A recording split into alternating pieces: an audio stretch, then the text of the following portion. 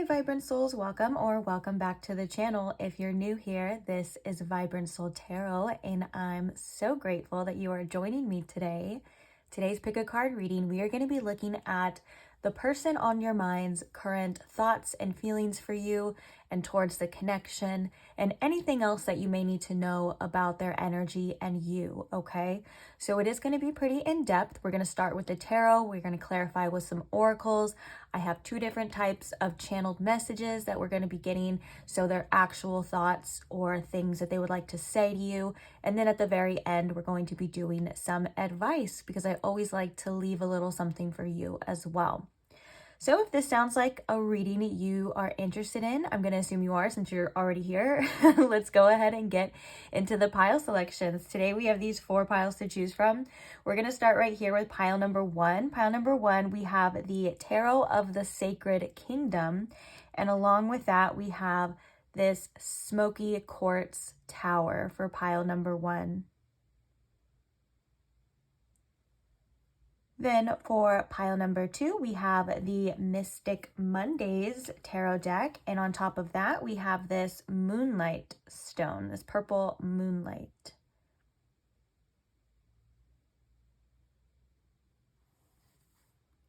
Then for pile number 3, we have the Synesthesia tarot deck. And on top of that one, we have this amethyst point.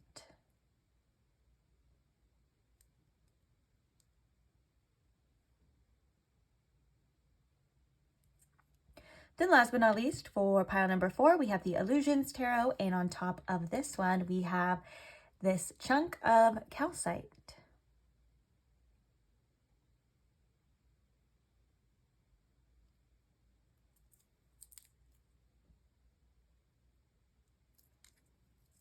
So please take your time in choosing your pile. If you need more time, you're more than welcome to pause the video. No rush, no pressure. Take as much time as you need. If you feel really called to choose more than one pile, there may be more than one message, or maybe their feelings could be a bit complex. As well as note, I do get comments too that some people question if the pile that they chose is a reading on their feelings, because they say the fact that it resonates so much with how they feel is crazy. Like it just really feels like it's coming from them, or that's just exactly how they feel. And to that, I want to say that could definitely be the case, because if you look at each pile here as a specific collective energy, it's quite possible that you are a part, well, you are a part of a collective energy is what I'm trying to say. And it's quite possible that we could be picking up on yours as well. Now, the reason why you intuitively chose a pile or a reading about your feelings could be different to each and every one of you, but I would assume that there is a specific reason for that. Maybe as an understanding your own feelings, maybe validating, maybe sometimes we can see it from a different perspective of what's actually going on. So that is going to be up to you to decide. And if that does happen to you, then just no worries, because usually if you're in this collective energy, your person is too. So just choose another pile and do whatever you feel is best for you guys, okay? It's your reading. I'm going to give it to you and leave it up to you to be the judge of what you guys want to do with it and stuff like that. So other than that, that's pretty much it. When you do have your piles selected, guys, I will post the timestamps for each one in the description box below. As always, for your convenience, feel free to check out the additional message, which is like the channeled songs. I post the lyric videos in the description box too. It's kind of just like a little add-on to your reading. If you feel called to look at that, go ahead. And any other questions you may have, like the names of the decks that are being used or anything like that, just check the description box first. It may or may not be answered, okay? So if you don't see that your question is answered in there, then just go ahead and comment it too, and I'll try my very best to get back to you in a timely manner, guys. Okay. So with all that being said, I can't wait to do these readings for you, and I will see you guys at your pile. Bye. Hi, pile 1. Welcome to your reading. If you chose the Smoky Quartz Tower, or if you chose the Tarot of the Sacred Kingdom deck, either way, or whatever brought you here today to this pile, welcome. Glad to have you here. So today we are asking about that person on your mind's current feelings for you. What are their current thoughts, feelings towards you, towards the connection, and anything else you may need to know about it as well. I would like for it to come up today.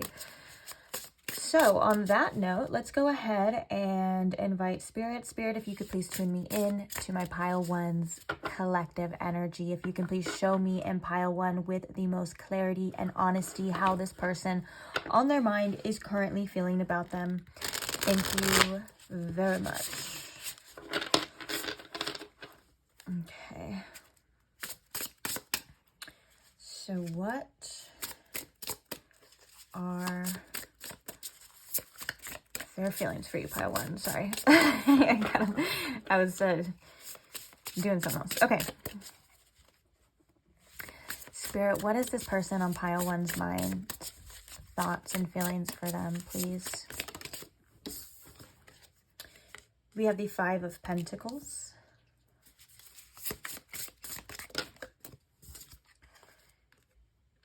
The Page of Pentacles.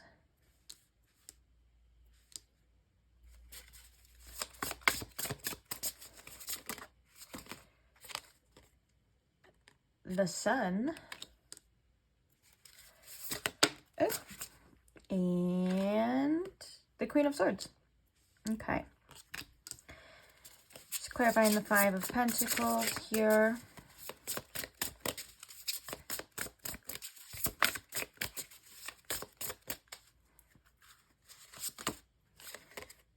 We have the Queen of Wands. Clarifying the Page of Pentacles. We have the 7 of Pentacles. Okay. Clarifying the Sun here.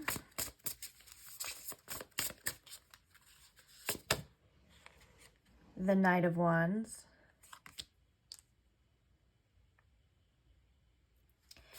Clarifying the Queen of Swords.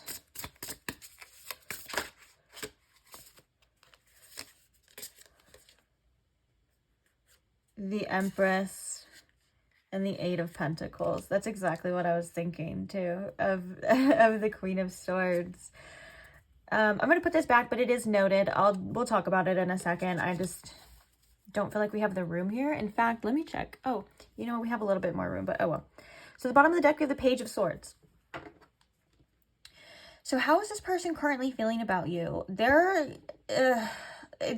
got some insecurities going on right now. It feels like the first card coming out being the 5 of Pentacles is telling me that there are some triggers in regards to how they feel you feel about them or how you are viewing them at this time.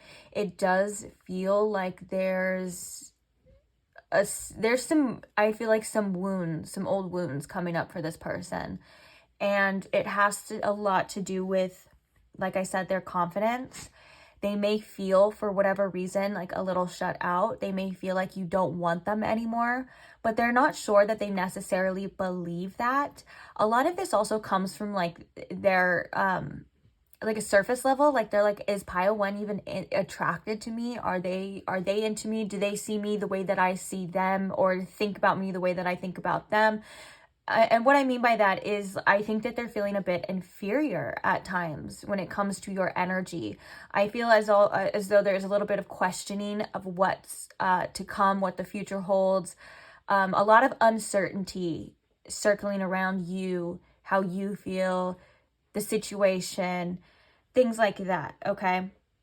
Another thing I wanted to talk about too is with the Page of Swords at the bottom of the deck and the Page of Pentacles coming through, there's a curiosity that this person has for you. I think and it also, you can tell in the Queen of Swords and the Empress, it feels like they want to know, have you moved on? Do you care? Do you hate them? Do you still have feelings for them? Are you going to be open? Would you be open and receptive to seeing them, to talking to them? Those kind of things. It kind of feels like that's what they're questioning right now at this time.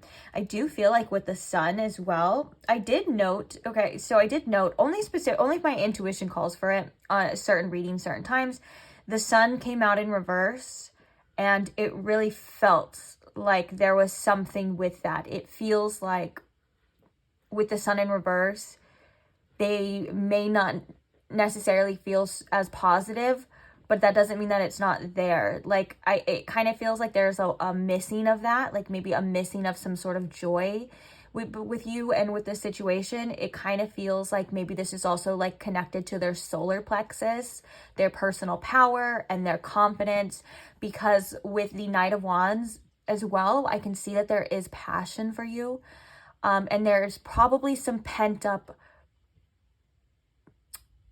energy, but like, what's the word I'm looking for, Spirit? Like, not just passion, but pent up, like, okay. That's not what I was looking for, but I guess it works. Spirit said, and like pent up enthusiasm.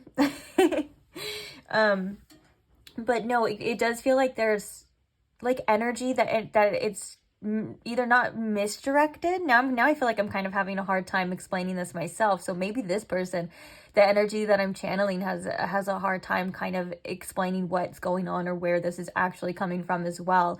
Because as I was trying to like channel it, it was really hard to put into words, as you can tell, but we'll go on. Oh, look, even in the Knight of Wands, there's that like light you can see right in the solar plexus here too. There's also the lion behind for confidence and strength as well.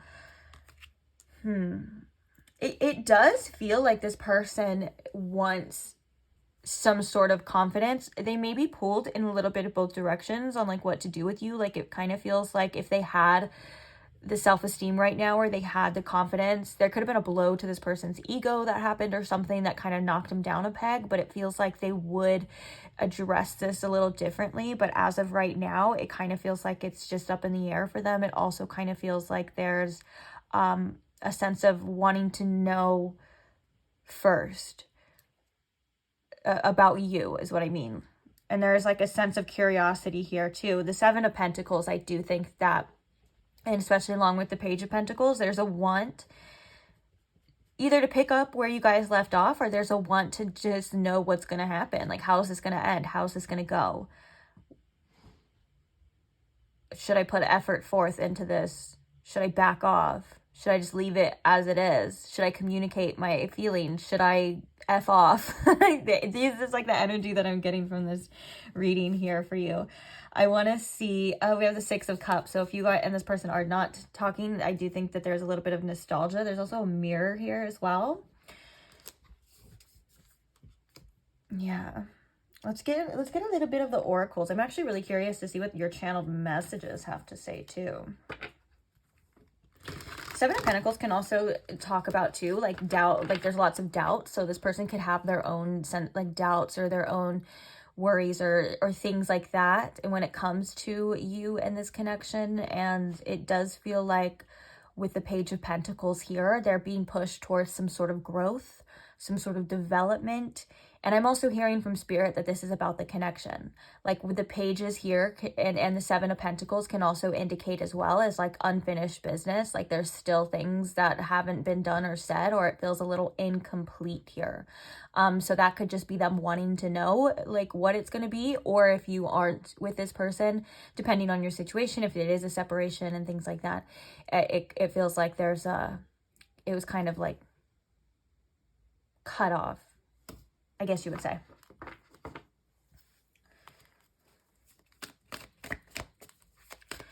So what else can you tell me about this person's thoughts and feelings for my pile one? Spirit, please and thank you. What do we got going on here? Well, worry. I am learning that worry doesn't change an outcome. And we also have adversity. Oh, I knew that was gonna happen. We also have adversity. I accept that challenges are the best way to learn. That makes me think as well with that Page of Pentacles, the challenge that this person is, and the Page of Swords too, they are starting to learn here. Like, and it does feel like there's like, they're trying to be a little bit more perceptive. But again, this worry kind of feels like those doubts as well. This is like the Nine of Swords type of energy. They could like overthink. And it says that I'm learning that worry doesn't change an outcome. My attention is really brought to that again about an outcome. What's it gonna be? what's happening. So if there is kind of like some, like a little space between you and them, or like if you guys maybe currently aren't in contact or whatever is happening, I do see that this person thinks about either bridging that gap, thinking about what to do, or they could just be like, as well, I can also see this energy as like sitting back at this time, not really doing anything about it, but also kind of like worrying about it at the same time. Like it kind of reminds me of like that helpful message of like action decreases anxiety. Like if you're having anxiety about something and you're able to take action upon it, that will help ease your anxiety. And that could be something that this person is kind of struggling with as well.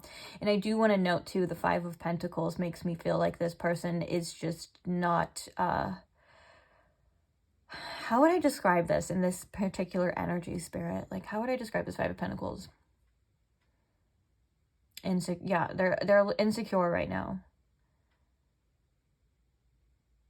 They may feel a bit unseen or unworthy. That could be triggering some sense of unworthiness as well here. Oh, and I just heard not good enough. Oh, wow. Okay. Interesting. Bottom of the deck, though, look, we have we have indecision, and then we also have self-esteem, and we also have growth. These are like, I feel like these are keywords that we've been talking about. Have they not been? Working on their self-esteem and growth, and like in that limbo, that little bit of indecision. I was kind of picking up on, maybe it felt like a little bit of like a Two of Swords energy, but I don't really say it if it doesn't come out, you know. But let's get one more oracle and then we'll get the channeled messages. Why do I feel so, guys, why do I feel so excited to look at the channel messages today? Like, what the heck? Maybe that's this energy. Oh, that makes a lot of sense. This could be this energy that I'm channeling, because it's like, okay, now finally, like there's something that either needs to be said or addressed, or like how they're feeling, it's like gonna come out. And if they're not able to do it themselves, then like they're like, well, at least we can do it here, you know. Another keyword we were just talking about too, a doubt. I release the need to know all the answers. This doubt feels like there's multiple different layers to it. They doubt the universe, I feel like, when it comes to like their ability to have success in certain connections with certain people.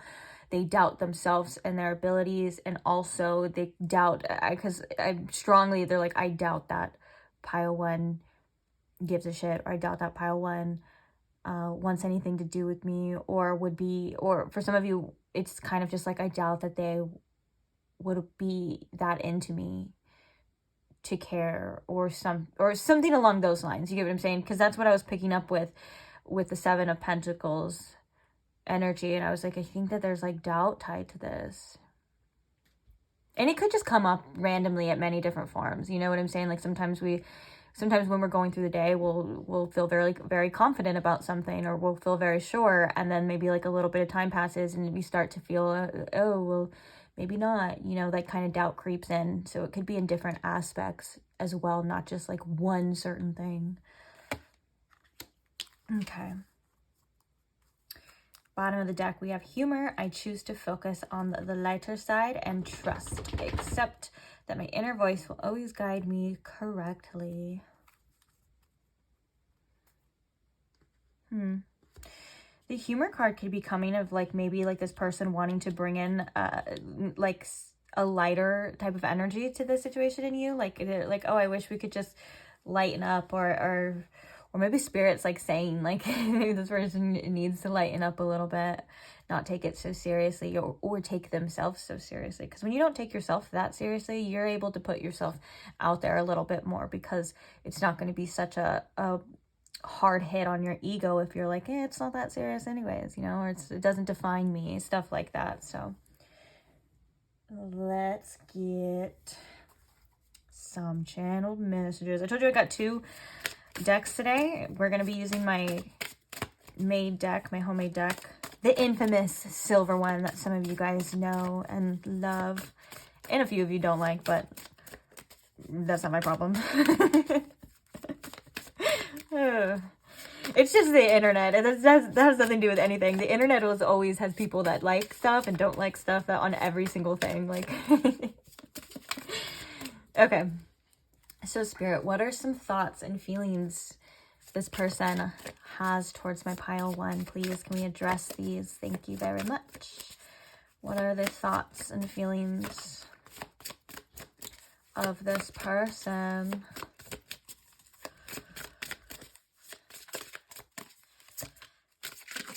Oh, flew out. Spring.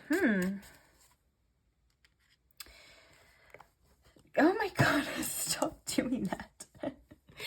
So spring being the first card to come out. This makes me think of renewal.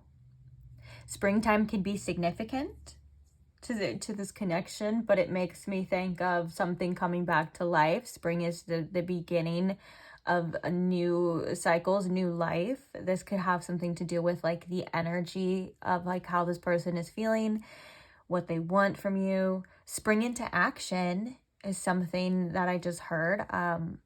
We can come back. We'll shelf that for right now and come back to it, because I'm kind of thinking like, do they feel like they need to spring into action? And I was also feeling like, well, then maybe they're hoping that you would spring into action too. So we'll come back to that one.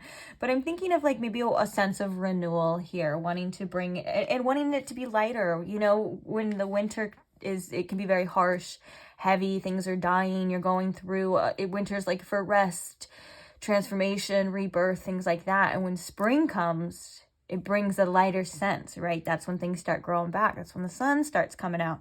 We had the sun here. Yeah, like that's when things start to come back to life, starts to feel lighter, things start blooming. So I do think that this is about the connection, and I think it's like metaphorical to their feelings as well. What are the thoughts and feelings of this person for my pile one, please? And thank you, Spirit. Oh. It's kind of a lot. Bottom of the deck, we have I have mommy and daddy issues.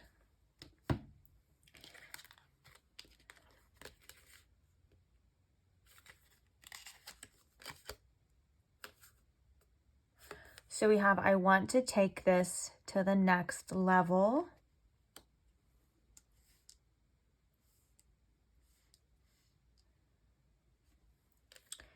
I know this is random, but you cook the best food. That could just be really specific for a few of you if you've cooked for them, or you show them your food, or maybe for some of you if you post your food on like the gram or social media or something. And we also have I'm torn between you and someone else, love triangle. And then we have I'm stringing you along, I have ulterior motives. So these are some heavy ones, guys. And I do think I'm gonna use my intuition to articulate this the best way I can. I don't want anyone to feel like hurt or anything by this. For some of you, this is confirmation or something that you already know. For others of you, it kind of feels like that I'm stringing you along. It's not that necessarily like this person has ulterior motives to like purposely hurt you or things like that. I feel like this is more along the lines of I'm stringing you along because I don't know what the fuck I want, or I don't know what I'm gonna do next, but I want you to stay here with me and I want you to be by my side. So when I am ready and when I am, because it feels like the thought of losing you completely is like losing out on that option or that hope or that thing, you know. It's like it sounds okay, and this does sound like it does sound really bad actually now that I'm thinking about it. I'm like but it just kind of feels like they want to make sure that that you're not going anywhere, or they want you to still be there, you know, through all of this. And I in no way, shape, or form am I saying do that. I'm just relaying these messages because we'll talk about obviously what you deserve. And for some of you, this I'm torn between you and someone else with the love triangle. That could be like this person still has feelings for their ex, still stuck on a past person. Maybe there is someone else that they are torn between, or maybe they just feel torn between. Doesn't have to be necessarily a third party like a person. It could be like I'm torn between an old way of being. I'm torn between having to give up this player life. I'm torn between having to do this and then have this too. it could be, this is a general reading, so just take what resonates for you. It could be different things, and I am getting confirmation that for those of you, it is different things, okay? So it just depends. But I do think, obviously, that's not fair to you. And you know this. I'm preaching to the choir. You know that you deserve somebody that's going to be there all the time, regardless, and choose you, and not drag you into their mess as well. So, and this could also look at, I kind of laughed at first that I have mommy/daddy issues, but now I'm kind of like, wait, that makes sense. Wait, they're showing here. And then you can see this confusion as well, right? Like this kind of like ironic confusion of like, I want to take this to the next level and like all this stuff, but then it's also like, I'm also stringing you along and things like that. It's like, ugh, get a grip. And I don't mean to be mean to your person. Some of you guys, if I get really defensive over like the people or the energy, some of you guys, I can see you get like upset and stuff, but just know that it's coming from a place of love, okay? Because I'm reading for you and I know that you deserve better, and I'm not gonna bullshit and say, oh yeah, just be strung along, pile one. Like, no, that's bullshit. Okay? Okay, sorry. I didn't mean to get all crazy on you. You know, now that I'm thinking about this too, if this person has issues with taking stuff very seriously, that could also be tied in to like this energy here, you know? Like it's like it's easier to not take something so seriously, because if you never take something 100% seriously and invest your all in it, you don't get as hurt. And that's not a way to live life or a way to have healthy relationships, but it does feel like that could be a possibility of this person and like maybe their mindset right now. Oh my gosh. And now I'm hearing, we're gonna get more channel messages, guys, don't worry, but now I'm hearing your channeled song, and that makes a lot of sense because your channel song was kind of like harsh, and it's called Walk by Pantera, a classic. I know most of you guys have heard it, and it just talks about, because I was like, really, Spirit? Like, that's the song? Because I was like, it's like harsh, and it's just talking about, but the chorus goes, respect and walk. And basically it talks about the whole song talks about this person isn't giving me, treating me, associating with me the way that I hold my standards to. It's talking about like a friend, I think, in there, but you get my point, guys. And it's basically like, okay, like if you don't have respect for me, then walk. And now I'm kind of seeing that could be an additional message, like for you guys, not how this person feels, but for you, like,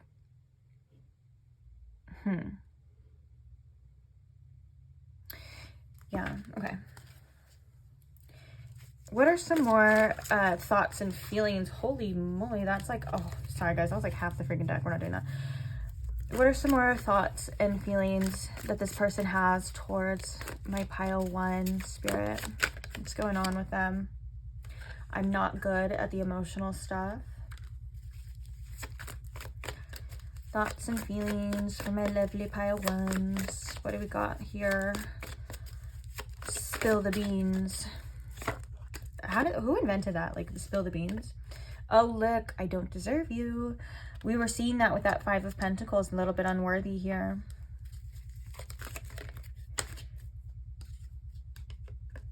We have you are always on my mind. Oh my gosh, I'm hearing this country song, which is crazy because I haven't heard this song in forever, and I don't even really, I listen to country sometimes, but not like that. But it's like, the only thing I'm hearing is the chorus, and it goes, don't think I don't think about it. Like, so saying like, hey, don't think that I don't think about you, because I do.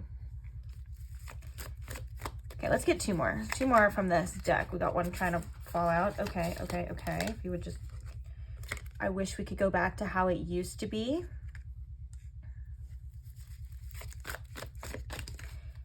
And then we have, I'm head over heels for you. Bottom of the deck, we have, I'm sorry I hurt you. And then now we have, let's make up.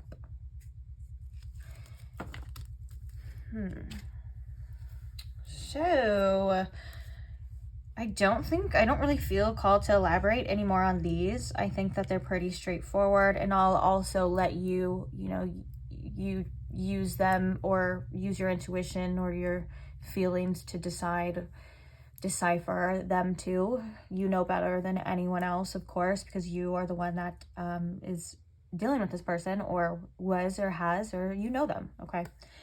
On that note, though, I am going to switch over to your advice, and if you would like to look at these later, you are more than welcome to screenshot them. I don't know if this one's fully in, if that makes a difference.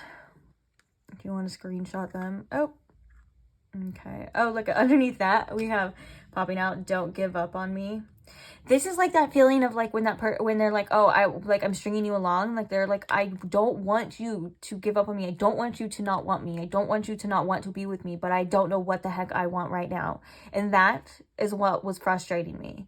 It's like, have some respect and let somebody, like, if you're not going to fully invest or be the person that you know that this lovely person deserves, then like, just be upfront about it and not using it to soothe your wounds and your inner self. I wasn't trying to like send hate or anything to this person. It was just out of frustration for like you, almost like it reminds me of, now I'm hearing like if you don't want me, then let me go, or things like that, or there's a specific lyric in this Pierce the Veil song, and it's called Emergency Contact, and it's actually come up a couple times in different readings as well, but it's the lyric is like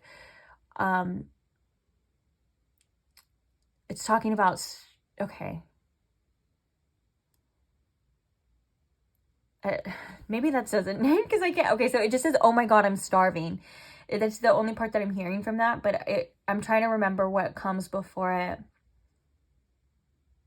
It's basically like, let me out, or basically like, give me what I need, give me what I'm searching for, or let me out of this. Listen to it. It's called Emergency Contact by Pierce the Veil, if you feel called to.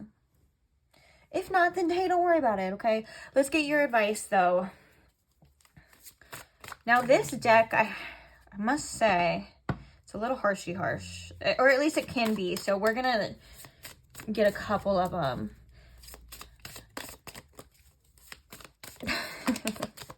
Maybe it'll be fine. I don't know. I feel like I want to go. I feel like this reading was a little harsh. I feel like it was kind of a lot for some of you. Maybe I'm wrong, but maybe like for some of you it was kind of like, just do what you got to do to take care of yourself, okay, at the end of the day. And you know what? I will say that. I will preach that from the mountaintops, from the rooftops, until I freaking die, okay? You can have whatever you can have your strongest feelings. This person could be everything and anything you've ever wanted. It could be like the most strongest soul tie you've ever seen, whatever you want to call it, okay? Like soulmate, twin flame, blah, blah, blah, all that, okay? But at the end of the day, Pile 1, you do what's best for you, and you don't feel guilty about that whatsoever, okay? You do what's best for your mental health. You do what's best for your sake and your life, and you don't apologize to nobody for doing that, not even yourself, okay? Period. Okay, so what is the advice here for Pile 1? Did I say Pile 2? I feel like I said Pile 2. I be doing that too much lately, getting them all jumbled up. All right. Spirit, what is the advice for Pile 1 in regards to this situation? What they need to hear right now? What's up? What's the deal? Ooh. We have rejection, and it says, build your confidence by dating a lot and find out what people like about you. I'm hearing specifically from Spirit to not be afraid of rejection. Rejection is divine protection. It's divine redirection. I know our ego doesn't really understand that too much, and that's fine. But it's not saying that you're going to be rejected, because the message that I'm getting from Spirit is also find out what you like about people, what you want in this dating world, what you want in a partner, what you want in the future, okay? Like really own in on that, like really sit down with yourself and discover what you truly feel like you want, desire, and need in a partner. Now, hold that as your standard and decide if the partners when you're dating, or this person or whatever, or future people are aligning with this. And just trust that no one's perfect, of course. And Spirit's also saying first too, to better attract this, the more you align with that as well, it will attract it more. Because you're not looking for a project, right? You're not looking for somebody that you have to wait on to figure it out. You're looking for an equal. You're looking for a love and a companion.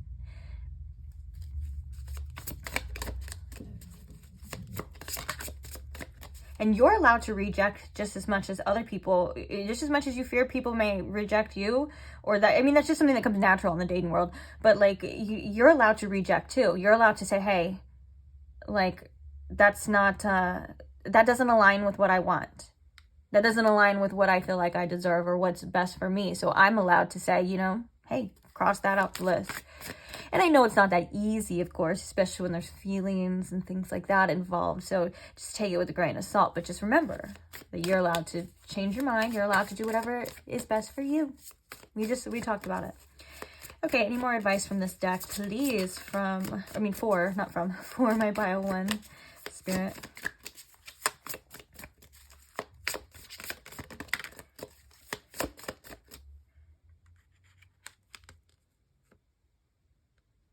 Fear of cheating.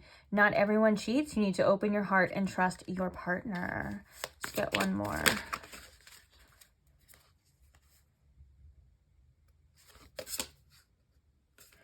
Oh, okay, so we have too much.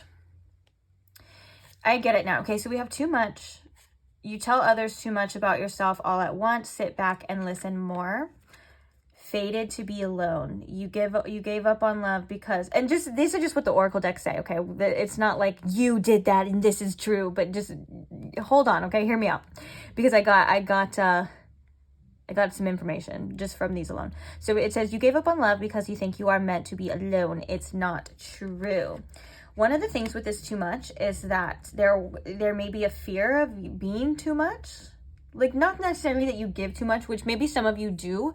It feels like these are things that Spirit wants you to be honest and look at in yourself, in your relationships. If you've been cheated on, then you may have some inner wounds when it comes to cheating. And it may, you may be subconsciously, or the universe may be putting people that maybe aren't ready for commitment in your vicinity, because you are, now these wounds are coming to the surface. Now you're dealing with them. Now you are going to heal them. I was taking this as things to look at within yourself to potentially heal. And also, your energy is sacred, and your energy and your personality is dope, and your individuality and the things that you have to offer in the way that you speak, the way that you look, all these things, the way that you talk is something that is so unique and tailored to you. Not everyone deserves, I hate to say it, but not everyone deserves to get to know you that much because you're someone who's very special. You know what I'm saying? And so make sure you're using your discernment. And also, I do kind of like that message of like, listen more a little bit. Like, don't tell everyone everything that you want and blah, blah, blah, and give too much away. Like, let people show you who they are too. Kind of like sit back. And also, if you have a fear, or if there is something, and I'm talking about, this could be very deep. It doesn't even have to be like consciously, a fear or wonder if love is even meant for you. Like, if you are going to end up alone, and so on and so forth, that could be something to address as well. I'm going to say that it is meant for you, but I also want to say that Spirit kind of says, would that be the worst thing in the world? And for some of you, that just may be the worst thing in the world. But at the same time, like having a relationship and love drifting apart, if it's not meant to be, or if you're meant to be on this path or that path, is that really the worst thing? There's so much beauty in life as well in regards to just living, and I know that we are human beings, and I know that we are creatures who love companionship, and I know that we love to interact and things like that. So if you don't want that, then you don't have to have that. But knowing, or maybe addressing this fear of being alone, like thinking like, oh, I'm fated to be alone. If you address this, it'll help you not hold on to or connect to anyone that isn't on your level, or that isn't giving you what you deserve. Because if you know that you're good, you know, and you have trust in the universe, and you know you got a soulmate out there, and you know that someone's gonna match your freak and match your energy and everything like that, you're just like, you're dating and you're like, okay, that's not it. That person's not it. You know, you don't have to hold on to a certain connection or certain people out of fear that no one better will come. Better will always come. And I'll be the first to remind you of that, you know, and you're not too much. Your needs aren't too much. Your needs are only too much if there's somebody that isn't able to meet them. That's it. There'll be another person that thinks that you're easy breezy. Oh, that's it? That's all you need is a little text, a little love, a little faithfulness, a little companionship. Easy. To the right person, of course. To the wrong person, that could be the end of the freaking world. And so I am kind of seeing this here now as like, okay, are these things that are happening within you? You can look at them. Always look at them. Don't be afraid to go within and look and deal. Face those shadows, you know, challenge those beliefs.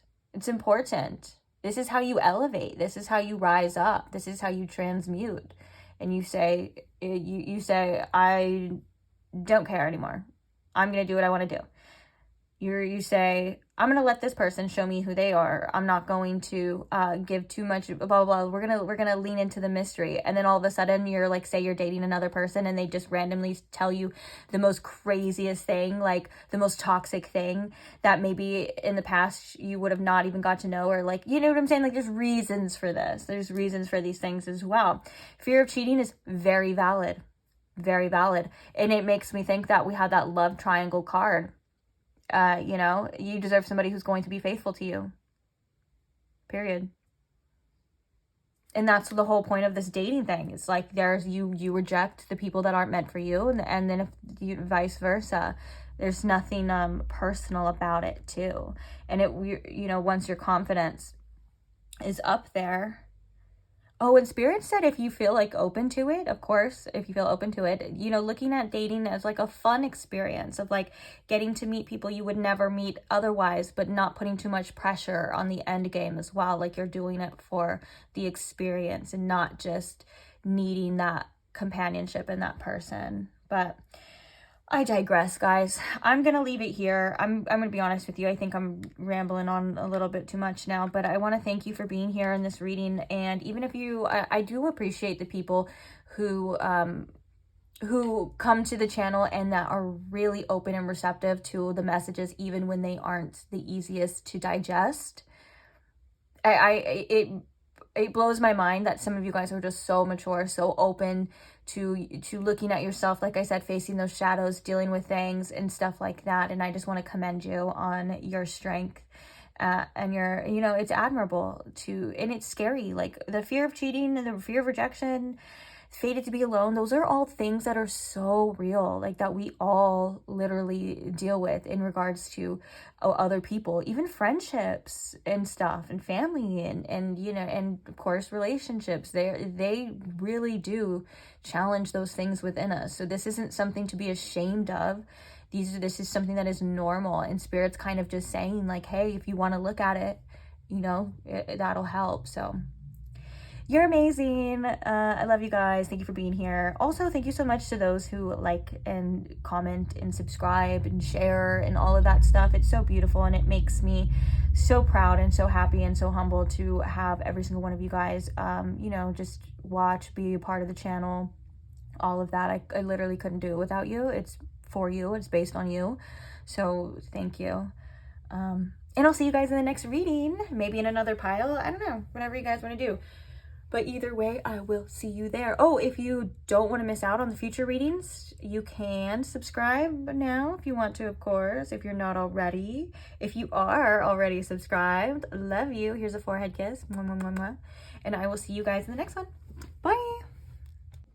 Hi, Pile 2. Welcome to your reading. If you chose this purple moonlight stone, or if you chose the Mystic Mondays tarot deck, or if you came here for a different reason, whatever the reason is, welcome to your reading. Happy to have you here. So today we are looking at that person on your mind's current thoughts and feelings towards you and towards the connection.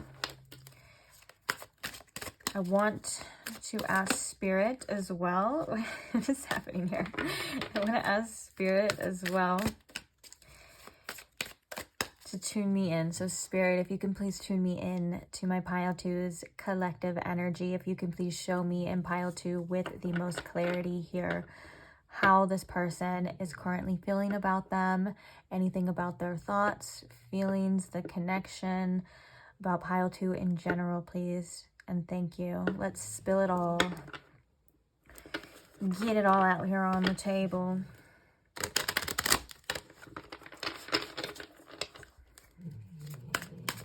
Oh, also, that just reminded me with that loud snore. If you hear any snoring, heavy breathing, probably just any weird noises in general that you're like, is that coming from her? What is that? Is that a giant bear that's hibernating? No, it is not. It is my dog, and he is directly behind me snoring ridiculously loud for some reason, but we love him though. We love him, and that's okay. I feel like it adds to the like the ambiance, you know, like it's a chill vibe here. Well, hopefully. But it's like, you know, relax. It makes me think of like watching those YouTube videos where it's like they have the rain sounds. Those ones that are like crazy freaking specific. They're like, there's the rain sounds with a certain song from 1950s playing in the distant room, and it's rain on a tin roof, but there's a dog snoring. I don't know. Do you know what I'm saying? Probably not. I like those ones though. Okay. What are their current thoughts and feelings towards you, pile two? We have the Three of Wands flying out right after we asked. What are their thoughts and feelings? The Queen of Pentacles.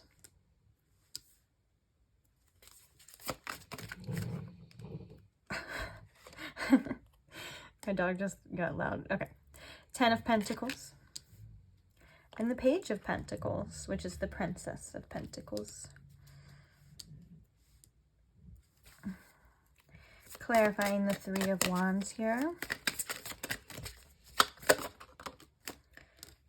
The Princess of Cups, which is the Page of Cups. Clarifying the Queen of Pentacles. The Queen of Swords. Clarifying the Ten of Pentacles here. Six of Swords. And clarifying the Page of Pentacles. The Five of Pentacles. Okay. Interesting. I want to get one more clarifier for this Ten of Pentacles because I have a specific message with this and I just want to address one thing. Okay, so one more for the Ten of Pentacles and the Six of Swords, Spirit. The Two of Cups. Okay. Bottom of the deck, we have the Tower. Oof, Tower kind of came as a shock here, but you know what? When does the Tower not ever come as a shock? It's literally like the card of shocking energy. So that's pretty cool.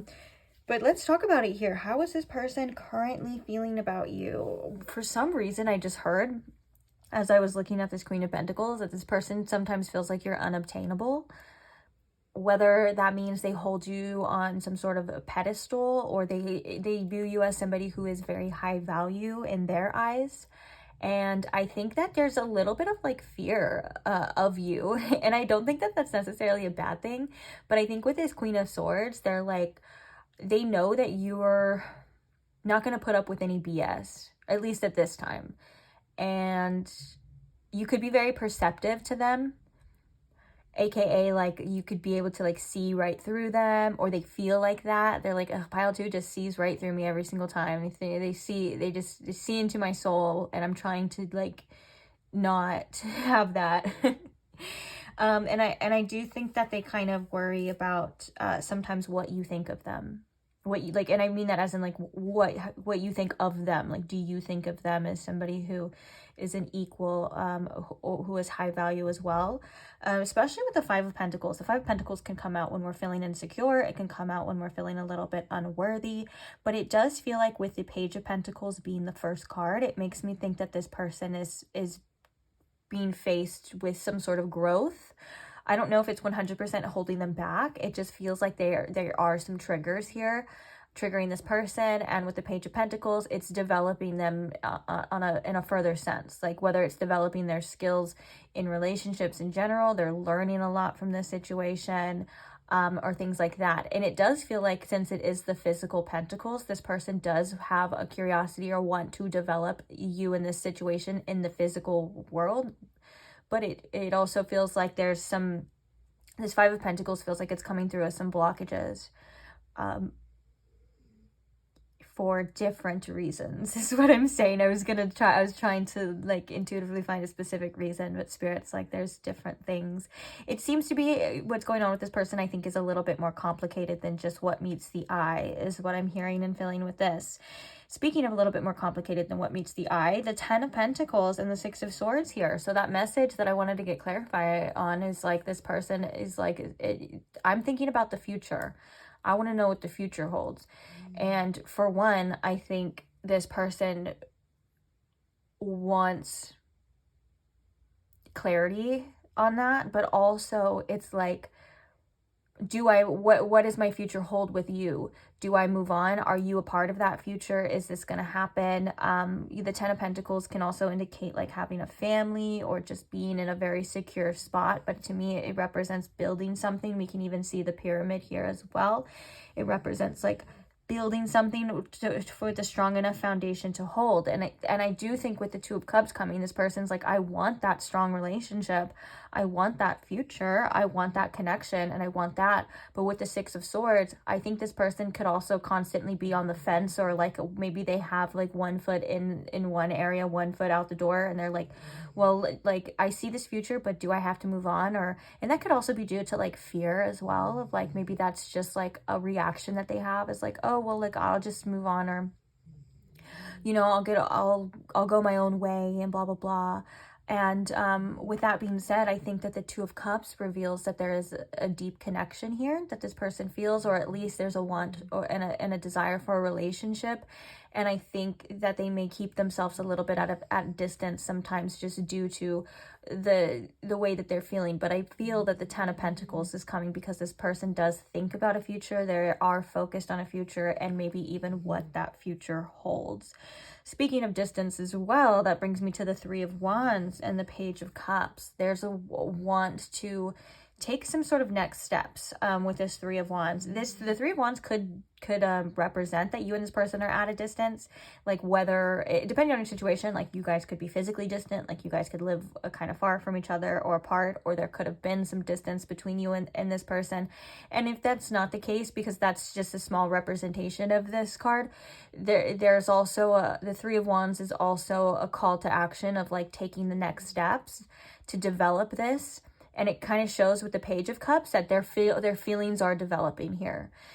There may not be where the Ten of Pentacles, where they can see, that's more of like a curiosity what the future holds. It may not be there, but there is a developing sense of emotion here for you. I think that this person has a soft spot sometimes for you, and they wonder if you have a soft spot for them, especially with the Queen of Swords and the Queen of Pentacles. They're like, this it makes me feel like with the Queen of Pentacles and the Queen of Swords, they're like, I need to come correct with pile 2. Like, I can't just be any type of way. I can't just be playing games. I can't just be doing this or doing that. Like, I need to be a certain type of way before pile 2, or before like I reach that level, if that makes sense. Which is why I was kind of getting like this person may unintentionally put you at a pedestal, on a pedestal, sometimes, and that can be very flattering. I'm gonna be honest, that can be very flattering to our ego, right? Like, oh, they think very highly of me. But when it comes to actual relationships and situations, that's not always the best thing, because then we start to develop these unrealistic expectations. With these unrealistic expectations come reality hitting. Oh wait, this is this is a real human with thoughts and feelings, and actually, and has their own issues and has their own problem. I didn't see that coming. You know what I'm saying? Kind of like a little bit of delusion here. So just, I guess, be wary of that. I would probably say that to that person. I don't really need to say that to you, but you get what I'm saying. The Tower could also represent something that had happened. Oh, we have Justice underneath, and the Sun, and the Knight of Pentacles. I'm hearing with the Tower, this person is like, I wasn't expecting it to go this way. I wasn't expecting to feel this way. Specifically. Let's get some oracles too. Oh, and right as I was turning to grab the oracle deck, this purple color like really stood out to me, which makes me think of the crown chakra. So maybe there's some telepathy going on here, or this person is seeking some sort of spiritual guidance, whether that's on purpose, like intentionally or not intentionally. Let's see. What are their feelings for pile 2, Spirit? Courage. I find the inner strength to face fear with confidence. That's kind of what I was getting to with this Page of Pentacles. If it was like this way, like if it was the Five of Pentacles and then the Page of Pentacles, I would say that yes, this person is triggered and maybe like limiting themselves or holding themselves back. But because it is this one first, I was kind of thinking that maybe this person is actually like, okay, I don't want to let these things like hold me back, or and I do want to move forward. I do want to develop. It's like, it's going towards the growth instead of pulling away from it. So that could be something that this person is currently facing right now, or deciding to do, because it is the last 2. It is the last of the cards. So that's like the most recent energy, so to speak. So we have, did I read this already? I did, huh? I find the strength to face fear with confidence. I find the fear and then I kill it off. I'm just kidding, that was a joke. A little joke. Also the Courage card is purple as well. Almost similar, not exactly. It's similar to that purple card energy too. This could be like, you know, the fears that their own mind kind of creates, the things in their own head. How is this person feeling towards pile 2, Spirit? What are their thoughts and feelings towards pile 2? I want to get one more card, so let's just get it out here. Jeez. That was really loud. Other thoughts and feelings. I saw acceptance peeking through too. So maybe there is a need of acceptance, or if you and this person are drifting apart, there's like a going back both ways of like accepting that, depending on the energy in the situation. But let's see what the cards have to say.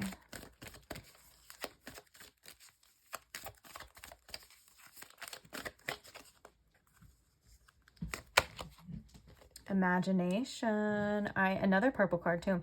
I embrace and nourish the creative aspects of my mind. And then the card that came out, we have, oh, another purple card. They're not all purple, I promise. So very heavy crown chakra energy.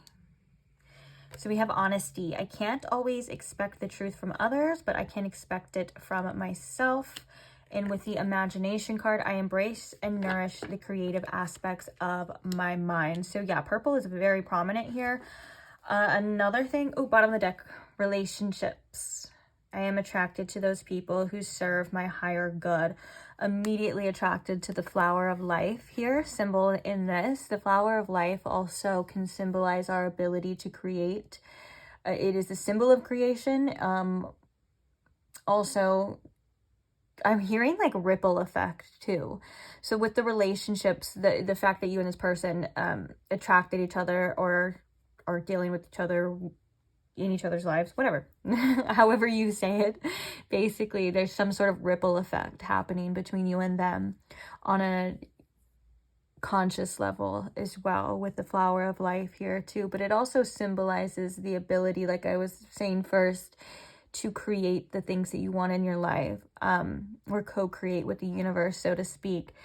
And that could be something that this person is awakening to or being challenged with. Maybe they're not consciously like thinking that way, but they're like, it's a push towards that, you know? Now, I feel like with this honesty here, it's this person, especially with the imagination, these two cards kind of, I feel, go hand in hand.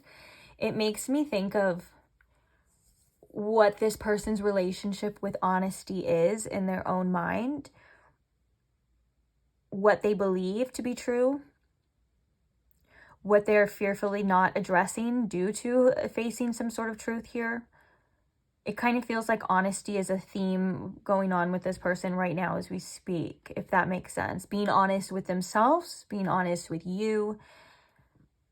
That does take courage. Yeah, so I see a theme with that as well. And with the imagination card coming through, nourishing all aspects of the mind, is this person currently nourishing all aspects of the mind, or are they leaning more into one way of being, like rigid thinking? It's going to turn out this way, it has to be this way. I think that this is what's kind of going on at this time in this person's mind. And also the imagination card can also be a call to nourish the other parts of our mind. Like sometimes we get stuck in like, oh, it's not going to work out, or we get stuck in like doubts, or even just like the fears. These are things that just pop up in our minds, right? And then there's that other side of that spectrum though that you can also challenge that with. Well, what if it does work out? Well, maybe I like to imagine the best case scenarios. Oh, and I'm also hearing too from Spirit, the imagination is something that you live in this person's mind, in their imagination. I was kind of thinking that a bit with the 10 of Pentacles coming through, like imagining a future here with you. And maybe wanting to make that into a reality is something that this person would like to do as well too.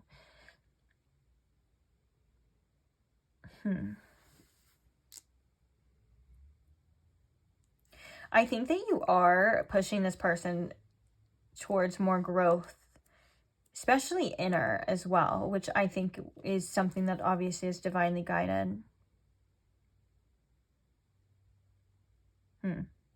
Let's get some channeled messages now and see. So I have 2 different channeled message decks.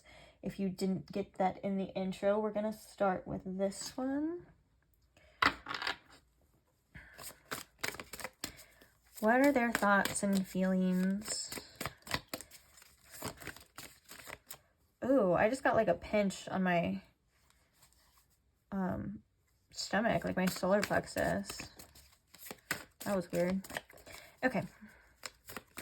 Spirit, what are their thoughts and feelings for pile 2, please and thank you. Oh.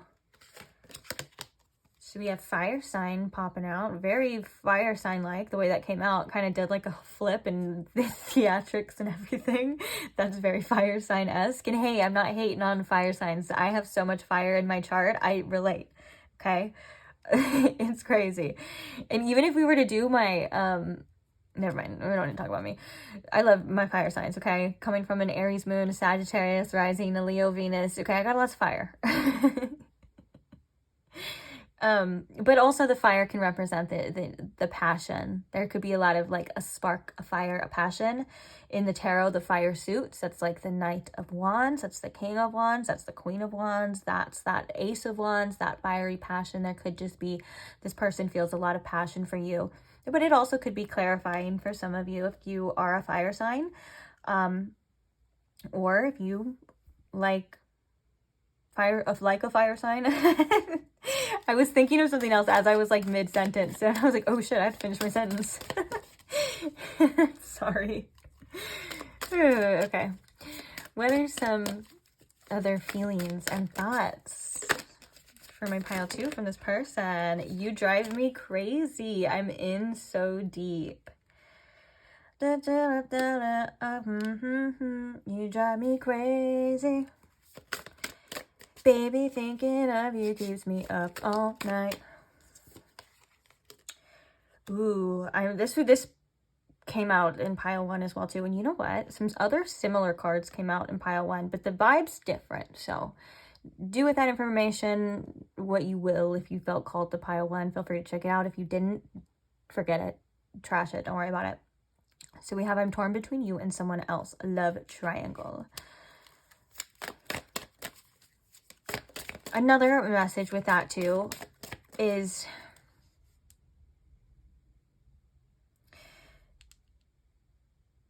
we'll talk about it. Hold that thought.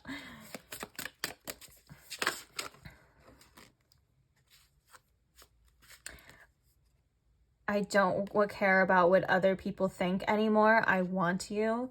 And then we have I'm jealous and possessive. Baby, thinking of you keeps me up all night. Bottom of the deck, we have I can't be with you right now. Let's get a clarifier, Spirit. Clarify this. I'm torn between you and someone else.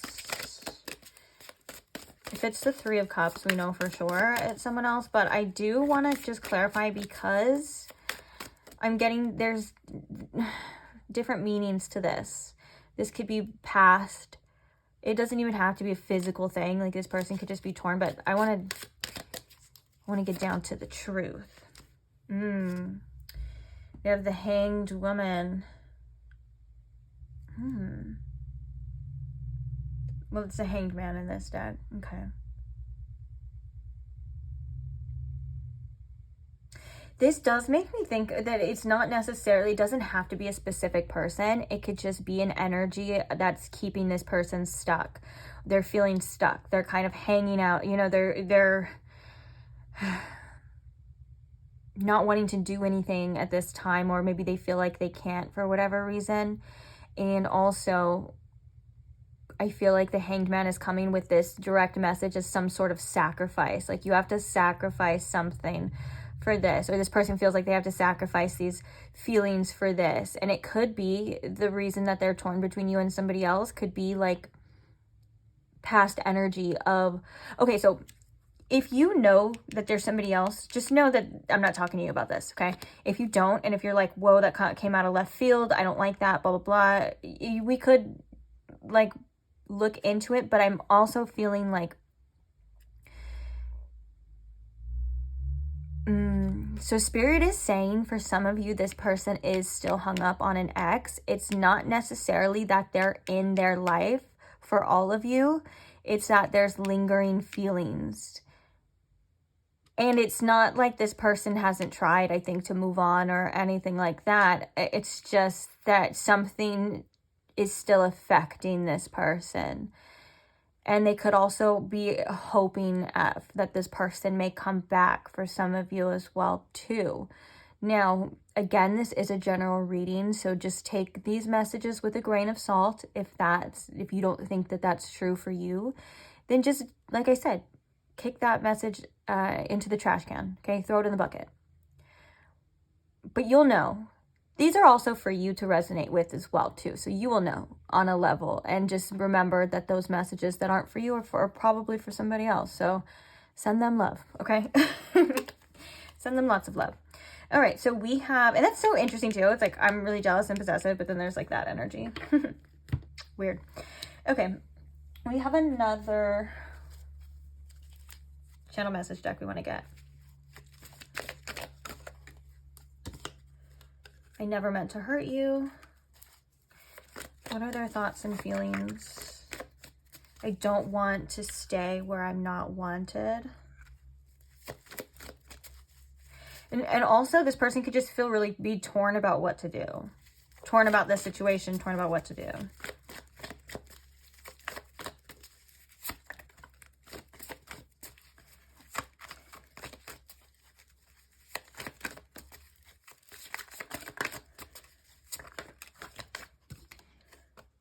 Tell me you love me. I'm not good at the emotional stuff. Let's get, we have room. Let's get like 2 more so we can fill this little gap.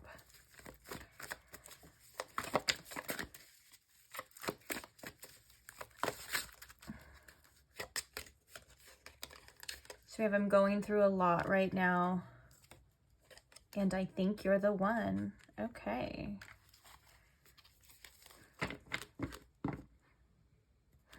Bottom of the deck, we have let's just be friends.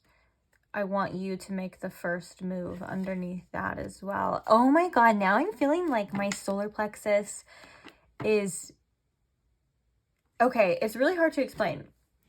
I'm not doing anything, and if you've followed lots of readings, then obviously I get intuitive nudges through senses, especially in the chakras or things that mean something else. Okay, but right now it feels like my solar plexus is getting a workout. Like it kind of feels like I just worked out my abs. That could mean this person is working on their inner power, their inner strength, their courage as well, to come to you correctly. I can see that as well too. It's building is what I'm feeling, because it didn't feel blocked. It felt like working out, like I'm working this out. I'm trying to build muscle. I'm trying to build this strength. And the solar plexus is all of those things that we just said, including like self-esteem. It could self-worth, your strength. A blocked solar plexus usually holds a lot of fear. Personal power is what I'm hearing again. So interesting. And you know, this I can't be with you right now makes me think of like this person working through things in their life, like this energy, working through these things, trying to figure it out, and then when they're ready to like come.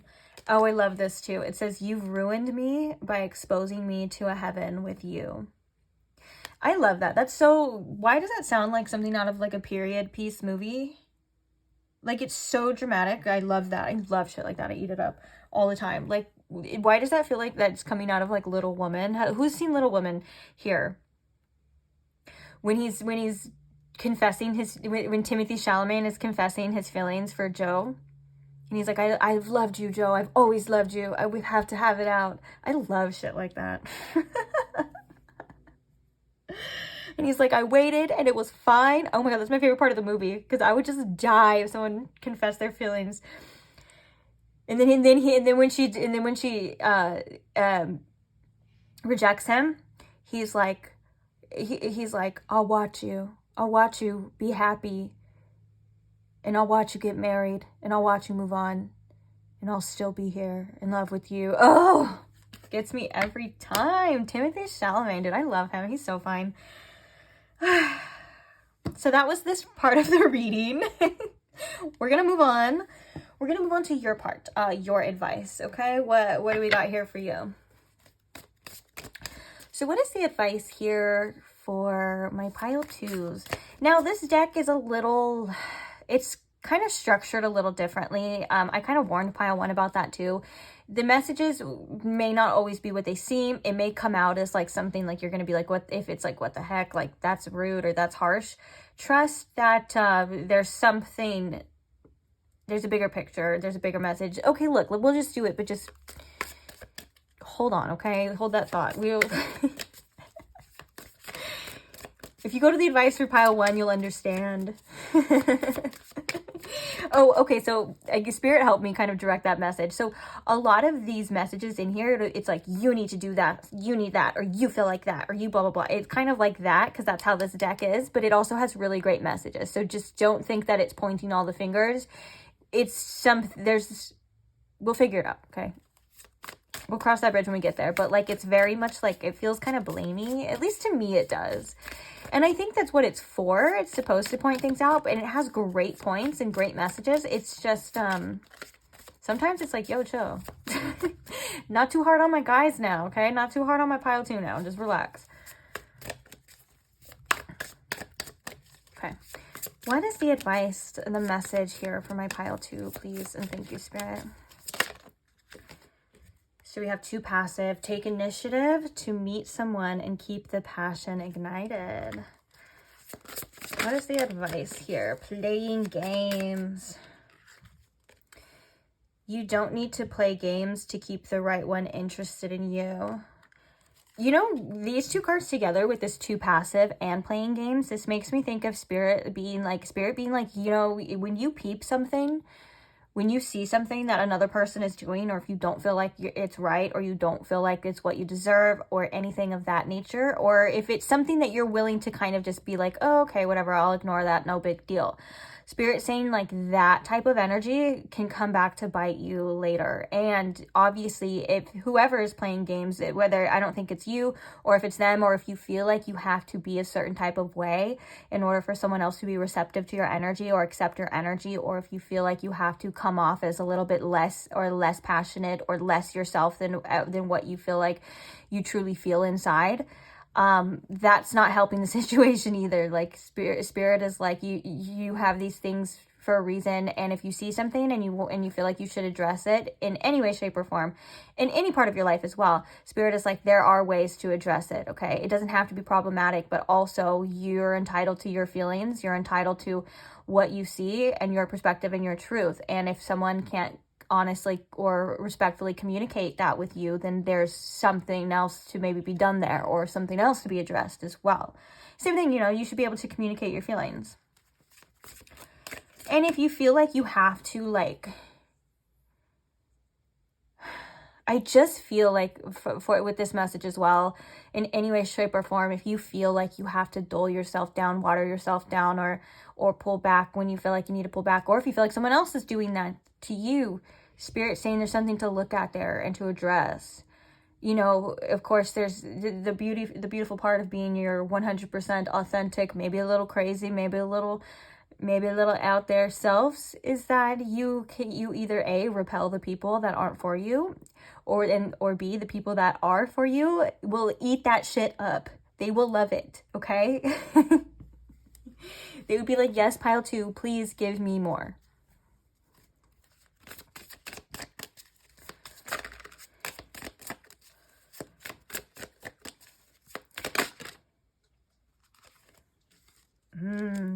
And we have not talking and expectations coming out at the same time. This makes me think of, sometimes we get a little carried away, and if you're not communicating your expectations, I love that it's all these things in the head. And this could also be mirroring this other person doing that as well too, I like that it's all this stuff jumbled in the head. It's like, sometimes if you're not communicating these things and you're getting hurt or upset by the other person, it could quite literally be a misunderstanding. Or at least if you're able to communicate what you expect, what you want, what you feel, then you can take heed and take note of what the person is giving you after that, because you shouldn't have to communicate your needs twice. I'll tell you that right now. You shouldn't have to tell someone not to do something twice. That's disrespect, and that's something to be addressed again, and that's a whole nother thing. But if you're not doing that as well, or this person isn't doing that to you, like you could be doing that and maybe this person isn't doing that to you, at that point, it's like, well, what do you expect? Or like, what should I do? And that kind of is creating some other conflict as well. If you guys aren't talking at all, like you guys are literally in a no contact situation, then Spirit's saying release your expectations for this. Allow things to unfold naturally, because sometimes we expect it to go one certain way, but that can cause a little bit of rigidness, and the universe works in mysterious ways, okay? So just allow things to unfold naturally as well. If you are talking to this person, or you feel like you want to address some things, that could definitely help. This also says, when you expect too much, no one measures up. Ditch your list and want what's real. Sometimes, this is, and I'm not saying that you are or are not. I'm saying take note. Ask yourself about your own expectations. Are they a little too rigid? Do you have wiggle room? Are you really cool? Or are your expectations too high or unmatched because the person isn't able to give you that? That was something that came up in pile 1 as well, and their advice of that you'll never be too much for the right person. What seems too much for another person because they're not able to give you that, to the right person, that was easy peasy. That'll be like nothing. sometimes, you know. And also this could just be a call as well to figure out what your expectations are. If it's all up in our mind and we're expecting this and that, but we're not, like, maybe you need to put it down on paper, or maybe you need to see for yourself or say it or talk to a friend about it and stuff like that. I mean, I don't necessarily agree with everything that this card has to say, because I think that sometimes some people should have higher expectations. And I'm talking about the people that, like, are usually the ones that accept bare minimum. That breaks my heart, because I'm like, you guys, you deserve the world. Literally, you deserve the world. But at the same time, there is a different spectrum, and some people will run away or say no to anyone that doesn't do anything, when we kind of forget that people are human. So if you are able to communicate and with each other and work through, you know, and kind of come to terms, then that's great. If not, then there may be something else to look at, question, or even decide what you should do for the long term in general, because it's, you know, about you. Bottom of the deck, we have self-neglect. You are neglecting your own needs in relationship. Practice self-care. This is something that has been very common in the collective as well. Pile 2, sometimes we get so sucked into connections, what other people doing, how they're feeling, that we forget to tune out and tune back into our bodies, ourselves. Make sure you're drinking water. Make sure you're cleaning your space, giving yourself time, giving yourself love, looking forward to the little joys of life, living in the moment, you know, your little self-care routines, your workout routines, I don't know, I'm just saying things, whatever it is that you like to do, okay? Make sure that you're making time with that. Train your brain to not neglect yourself, because sometimes doing these things at first doesn't give the satisfaction as, you know, an addictive satisfaction a relationship or a person, you know, you're dealing with could give you. And that's just a fact. That's natural. So sometimes we have to challenge our brains and say, hey, yeah, maybe the dopamine's not instant, but I'll feel a hell of a lot better after I do it. And kind of just bring that awareness to, like, hey, I don't need to go check my phone right now. Hey, I don't need to go do that right now. This is me. This is my time. And that takes a little bit of strength too. But it's well worth it. It's for the greater good. And in another reading too, there was the message too of, like, I think this was like the last pick a card I did. The message was, there was a really cool message of, like, the more you focus on yourself, the more you take care of yourself, the more you don't neglect yourself, and you do things for yourself, like, quite literally, like, the hotter you become, like, and the more attractive you become in your energy and stuff too. So there's always, so that's a silver lining for that as well too. You know, you can think about that if that motivates you, or you can think about, I don't know, just feeling good and doing what's best for you. It does feel like communication is a big theme here, though. And so I'm going to leave it up to you guys to decide, like, what that is, depending on your situation. Or if you, like, obviously, if you're in a no contact situation or you're not talking, then duh. It's like, duh, communication. Like, we're not communicating. But if you are, then this is a call to, or if you do in the future or anytime, this is a call to make sure that you guys are both communicating your needs. That if nothing is left unsaid, then you don't have any, like, second guessing, or where it's like, you know. And make sure you're not putting up with any bullshit. Stand your ground, Pile 2.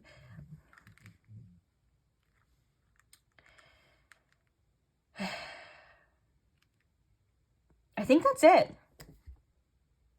I hope this helped, guys. Thank you for being here. I hope you guys got something out of this wonderful reading. I love reading for you. I love you guys, and I love the channel and everything that comes with it. I'm really grateful and humbled and just, I guess, just extremely grateful is the only way to put it, of, like, you know, being able to do these readings for you guys, and you guys allowing me to read for you. You guys subscribing or liking the videos or commenting and sharing your love and your experiences and your story. Like, that's what it's for, you know, and I couldn't quite literally do it without you. The channel is for you. It's based on you. And yeah, so I just want to say my thanks and show my gratitude. If you want to see more readings from me and you're not subscribed, feel free to subscribe and you won't miss out. Like I said, if you want to. I'm not here to force you. I don't want anyone to be here if they don't want to be here. I'm okay with that. And if you are subscribed already, then forehead kiss. Mwah. Thank you so much. And I love you guys. And I'll see you guys in the next one. Bye. Hi, Pile 3. Welcome to your reading. If you chose the termulated amethyst point, this looks like a chicken wing to me. Every time I see it, it's like, oh, I'm just kidding. It does look like a chicken wing though, like a drum stick. It does. Also, if you chose the synesthesia tarot deck as well, or whatever reason or however you came to the conclusion of choosing pile 3, welcome. This is your reading. So today we are looking at that person on your mind's current thoughts and feelings towards you and towards the connection, as well as maybe anything else or any other additional information about it you need to know. That's what this reading is going to be here for, okay? So with that being said, there's nothing left to it but to do it. I am going to first call in spirit though. So spirit, if you could please tune me in to my pile 3's collective energy. If you could please show me in pile 3 with the most clarity, truth, and honesty how this person on their mind is currently feeling about them. Please and thank you. So let's do one more little shuffle for you.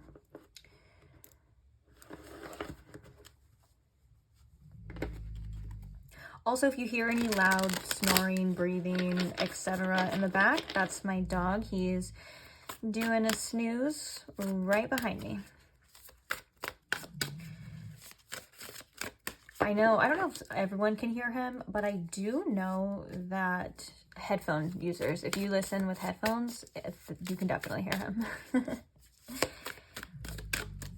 Okay.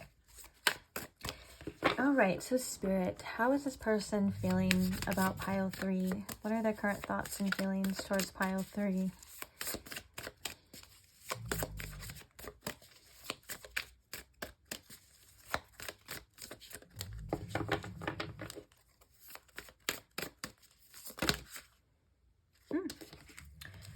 So we have the Two of Swords.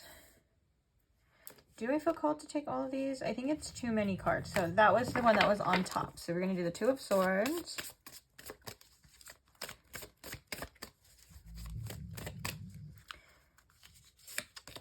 We have the Ten of Pentacles. I think the Ten of Pentacles has come out in every single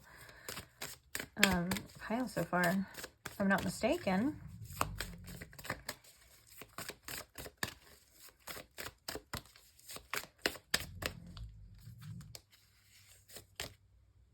We have the Ten of Wands.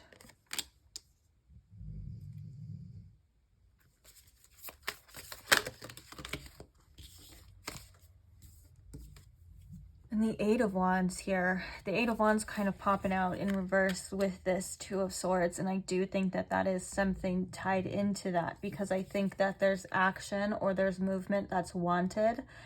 But it does feel like there's a little bit of hesitation, confusion, contemplation. We'll see. We'll talk about it too. But we'll set that right there. So we have the Eight of Wands as well.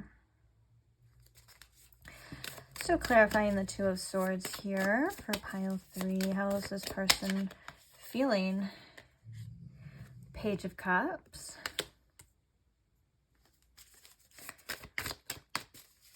Clarifying the Ten of Pentacles here.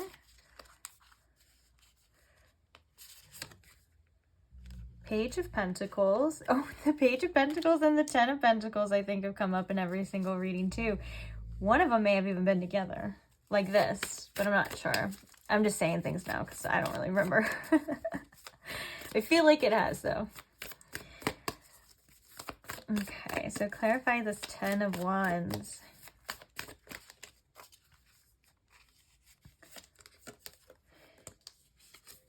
The Knight of Wands. Oh, look at, we have the Knight of Wands with the Knight of Cups coming out together. That makes a lot of sense too. Okay. And what's up with this Eight of Wands too? That's what I want to know, because I feel like there's something holding this person back and I need to know what it is. Clarify this Eight of Wands.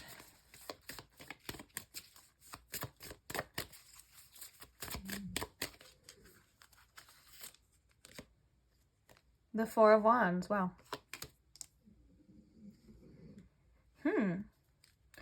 Bottom of the deck, we have the Four of Swords. Here at the bottom of the deck.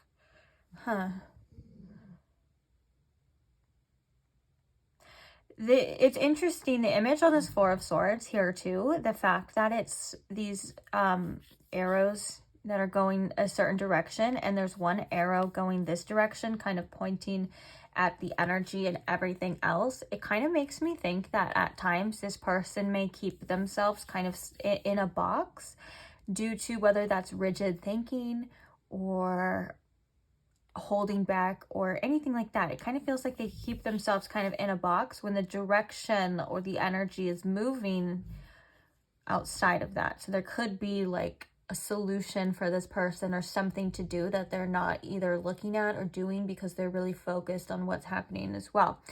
But nonetheless, the Four of Swords does talk about resting, sleep.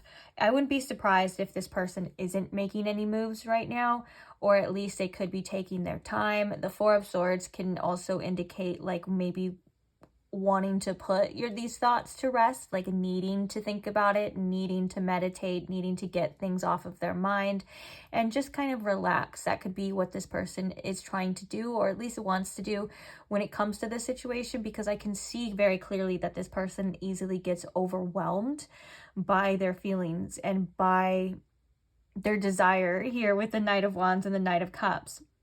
With the Ten of Wands here, it definitely makes a lot of sense of like, I think this person puts a lot of pressure on things like that instead of kind of just going with ease, going with the flow. There's like this, there's like this massive pressure put on this person that kind of makes them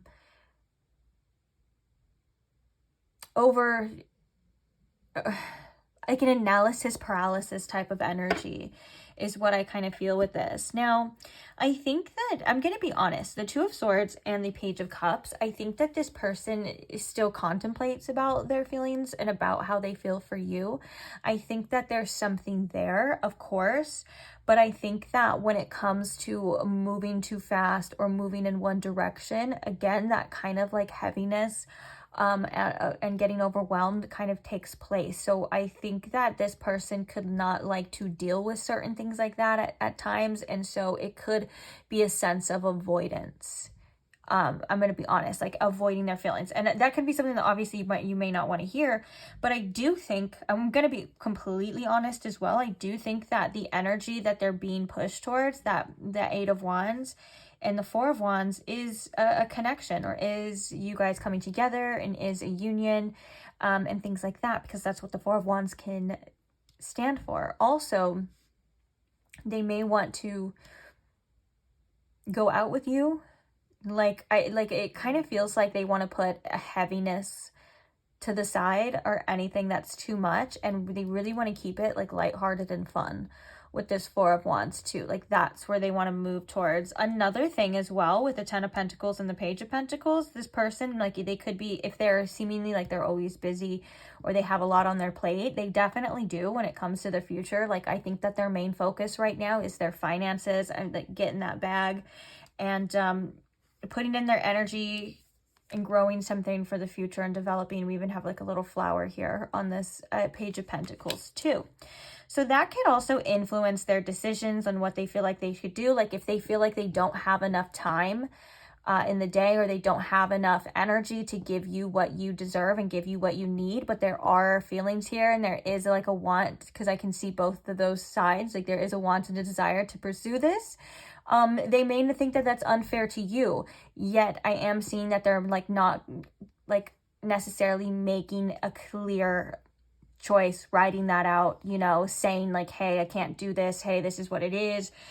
Instead, they're kind of just trying to still go with the flow, see what happens as well. And so, yeah, that Ten of Wands can also just indicate this person has a tremendous amount of things on their plate. And so it's like they feel pulled in the direction, because the Knights are the movement. They're the, what are they called? The, not archetypes, what? Court cards, thank you, Spirit. They're the court cards that represent movement and action. They're usually on they're horses. And so the Knight of Wands and the Knight of Cups is like a passionate, but also like a romantic type of energy. And then the 10 of Wands is like, that's a lot. It's a lot for me right now. So for whatever reasons, this person does get overwhelmed in regards to that. Like I said, they could just have a tremendous amount on their plate, but also it seems like they're not initially, they're kind of just, I think they're kind of just peeping right now. Like they may just be like in an energy of like, I'm not going to go this way. I'm not going to go that way. I'm just going to see what happens. See if this clears up. See if you do anything. See what happens. So let's get some more cards.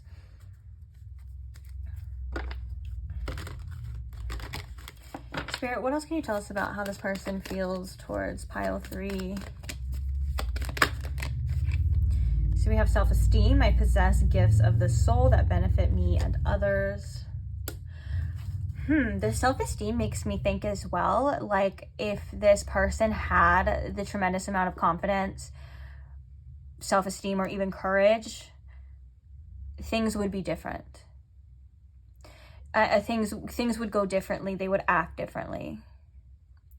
And another thing, this could also be tied into that 10 of Pentacles energy, which is like maybe they feel like they have to reach a certain level, or they have to have a certain amount of money, or they have to have a certain career or certain place, or be at a certain place in their life to where they feel like good enough to open up to a connection, to allow it to unfold naturally, or whatever the case is. Or maybe they feel, okay, so that's kind of messed up, but I'm getting a message too that's this person feels inferior. They have things in mind or set plans that would make them feel better about themselves in order, and then like it would just go smoother in their mind. It would be easier in their mind. Like they would allow themselves. But I'm also feeling like these are unrealistic things at times, and it could be that this person uses these illusions as a tool, again, to still kind of keep a distance, to not get too close, almost as if they're like afraid,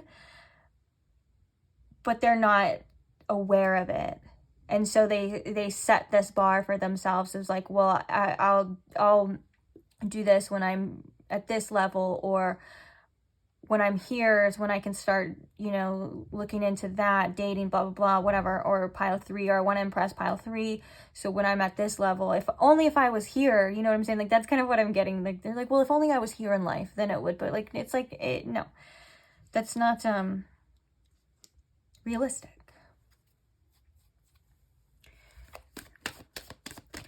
How does this person feel? I'm actually called, you're the only pile I've been called to use this deck on this reading for, not this one. But there's a deck that I've been using for the advice for all of you that I actually feel tremendously called to use. So I'm going to get one more card from here, and then we're going to grab that other deck and see what's up, see what's messages with that.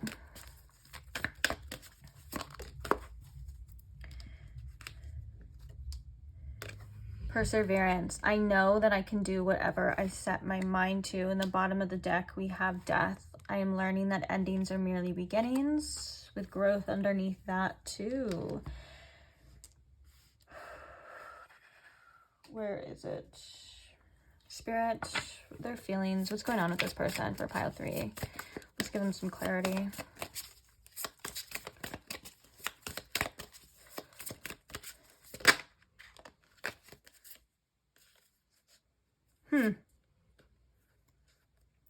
So the first card we have is not compatible, and it says, you don't really believe there's a match for you. Have an open mind. This is very telling to that rigid thinking that we're kind of getting here. It feels like this person puts themselves in a box, in a label, like we were kind of talking about.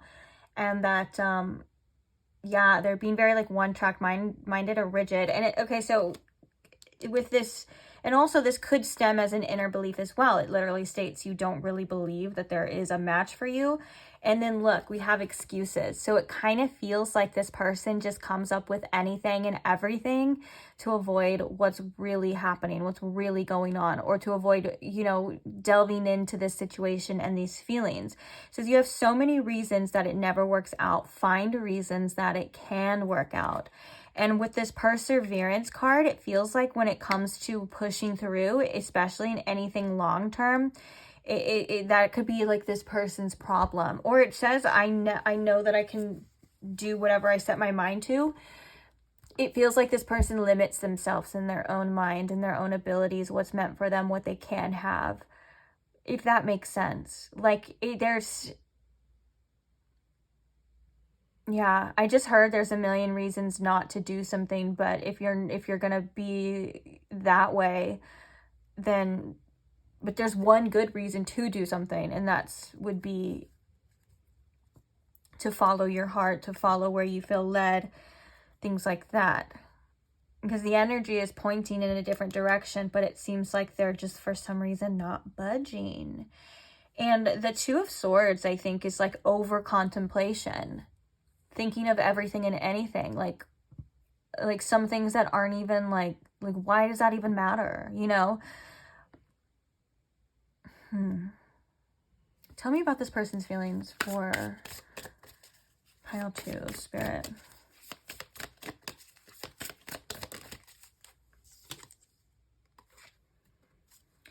Past trauma. You need to take time for yourself and heal your past traumas before moving on. Okay. So their actions are heavily influenced from obviously past situations. This could boil down to even parents, mother, father, things like that. I think that this is a good notion of like why this person feels maybe like there's this barrier, or why you feel like there's this barrier between you and this person. And it just feels like they're not ready or willing to, I was going to say commit, but like face these things. That's the reason why I think that's the reason why I'm so curious about this energy in particular, especially with, the bottom of the deck energy. Actually, these two cards make a lot of sense too, so we're going to talk about that, but I got distracted.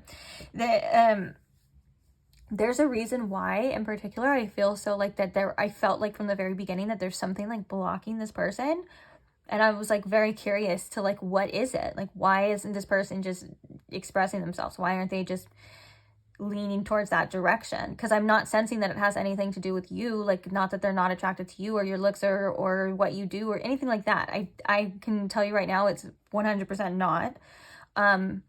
But the thing is that I was like, what is it? And I think that there's this still questioning about that too. Like, I don't think that this person even realizes that's even there. I think that they're like, this is just how I am. This is just how it is. I feel this way. Like, they quite literally make excuses of like, oh, like trying to be too logical in regards to this connection, or in regards to maybe going as deep as they would like, or following their heart and following through with some of the things, or opening up to that extent. Now, another thing here is we have too attached and we have being cold. These are polar opposite energies coming through, but this makes me think that this person does not like the feeling of being too attached. It's like it's either like one or the other for this person. Either it says you seem unapproachable because you are aloof, try being more friendly. Either they're coming through as really being cold, or they're too attached in their mind, and their heart is going to get ran over. Like they do not like getting attached to people. And obviously it stems right here in the middle from the past trauma. We even have, look like they're kind of connected. I don't know if you can see the little, I think that's snow in the light. And that's the little lamps, but it looks similar, okay? But, and you can see that these are kind of connected to that as well. Very interesting. I'm interested to see the channel messages now. I want to put these back because we're going to get the channel messages, but I want to put these back because we are still going to use this deck for your advice on like what you should do or be aware of or things like that. So we'll see if it's a similar Same cards need to come out. You get it. So I have 2 different types of channeled messages here. What are some channel messages about how this person feels? Spirit, please, for pile 3.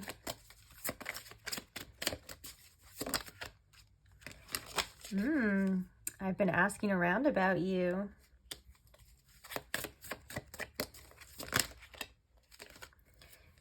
Every day is just another day without you. I don't care about what other people think anymore. I want you. And then we have, I love your touch, your laugh, your scent.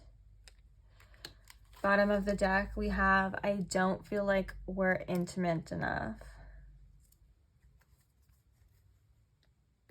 Well, does that mean emotional intimacy or physical intimacy?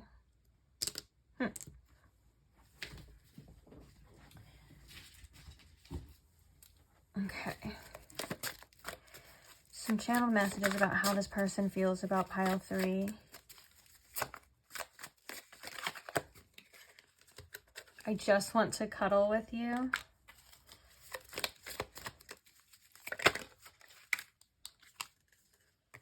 I want you to make the first move.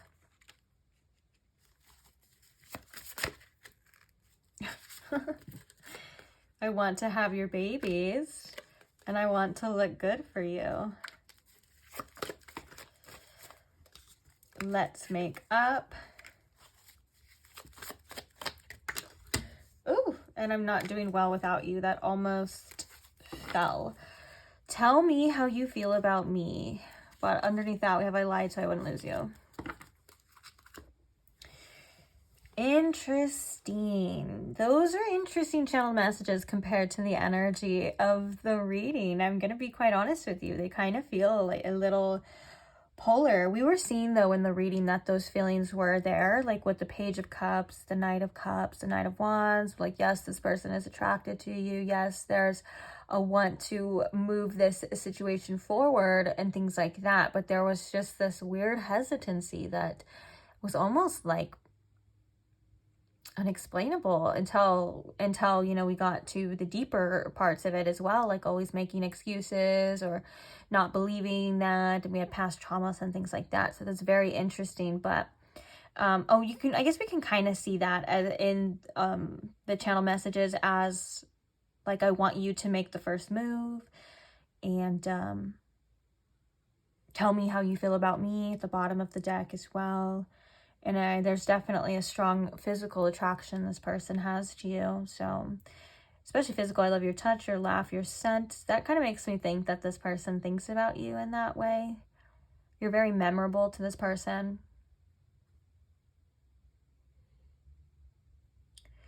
And, you know, the message with this, I don't care about what other people think anymore. I want you. It's like, that is a very freeing energy that I feel this person feels called to embrace. Because we were talking about the 8 of Wands, like feeling like moving forward towards you guys getting together, this union, you and them, you know, this 4 of Wands energy, and like having, you know, a good time and celebrating and just, you know, feeling like it's all good. And that would require this person to not care what others think and what their mind says, and to say, you know what, I want you. Let's do it.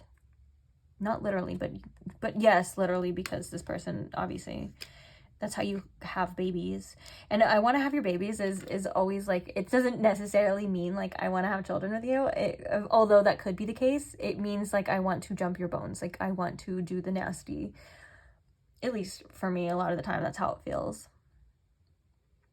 So, and you know, with the Page of Pentacles and the 10 of Pentacles here too, it makes me think that there's a want to develop the future here further, to see where it goes. But I don't know. You guys tell me in the comments, pile 3. It's very frustrating. Like, what is this person doing in the physical? Like, are they talking to you? Are they not? I can see. I wouldn't be surprised if they're not. Or with the death card, I would see if, like, maybe there is, like, a separation or something for some of you. Or are they just very, like, hesitant? Are they coming off as, like, standoffish? Like, hot and cold? I don't know. Let me know. But other than that... And you know, and one of the things that we were talking about too in the reading was like, it felt like a head versus heart. Did it not? It really did, huh? Because I was like, you know, instead of like following their heart or following this inkling, this passion, like instead of like holding back, you know, just acting on it. And if they had the self-esteem or the courage to do it, things may be a hell of a lot different, or they could play out a lot differently. Interesting energy, guys. Okay. So that's that part of the reading. We're going to leave that there. I want to now get the part for you. So we're going to use that same deck you got a little glimpse of, I meant to say. And we're going to see what the messages are for you, like any advice, whether that's for you in general, your situation, about this.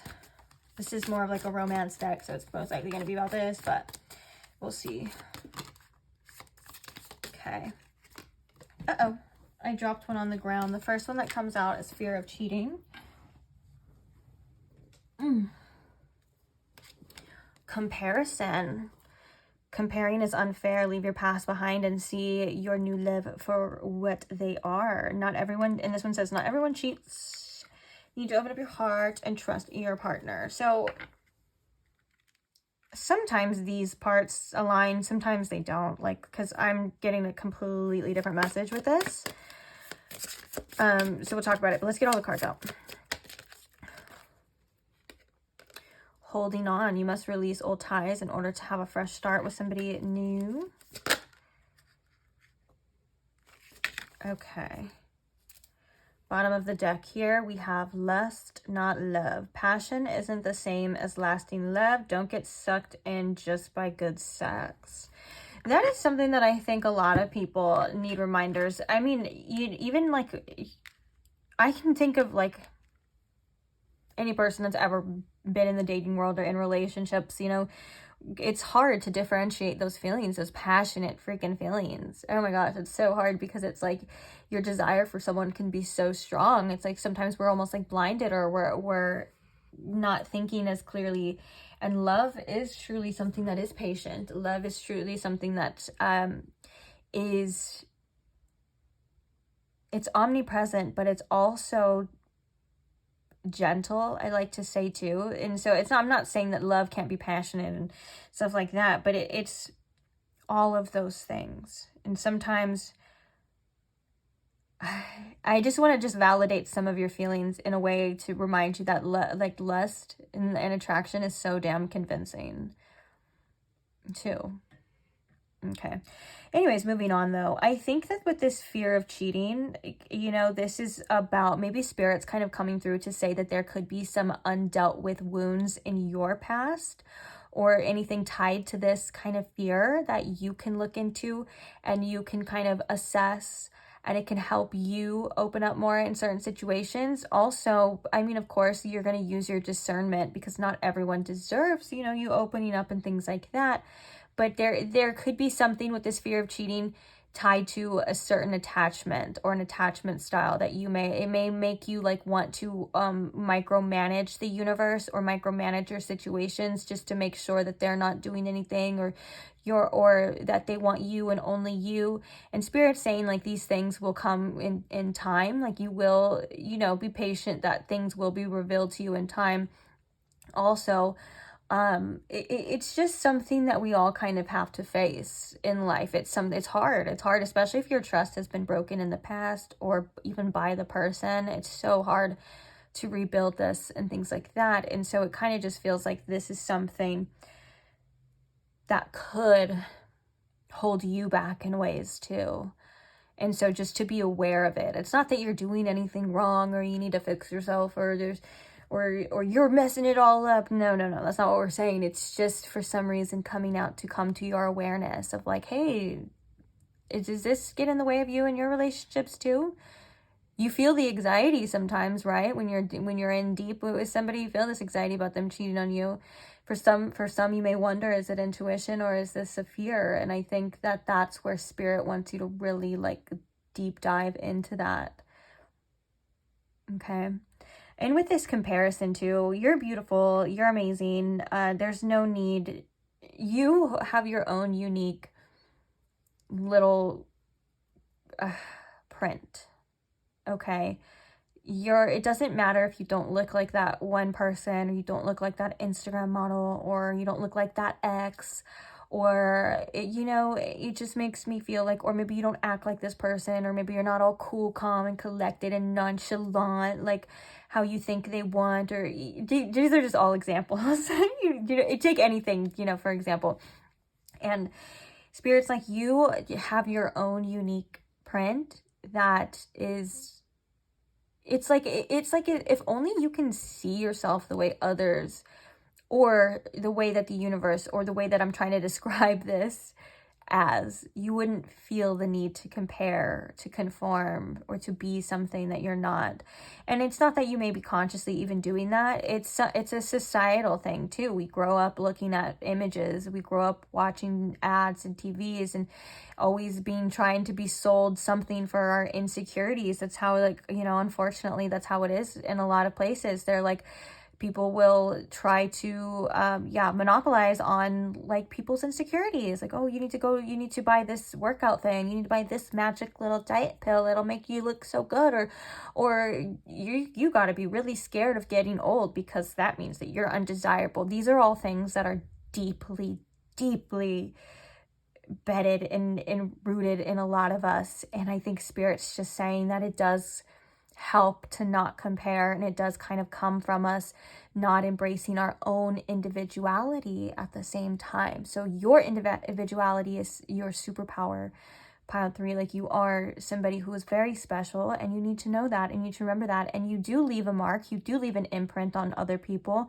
and whether or not they look for you and other people, that's not fair to the other people either, but you get what I'm saying. It's like you leave a lasting impression that is yours, all your own.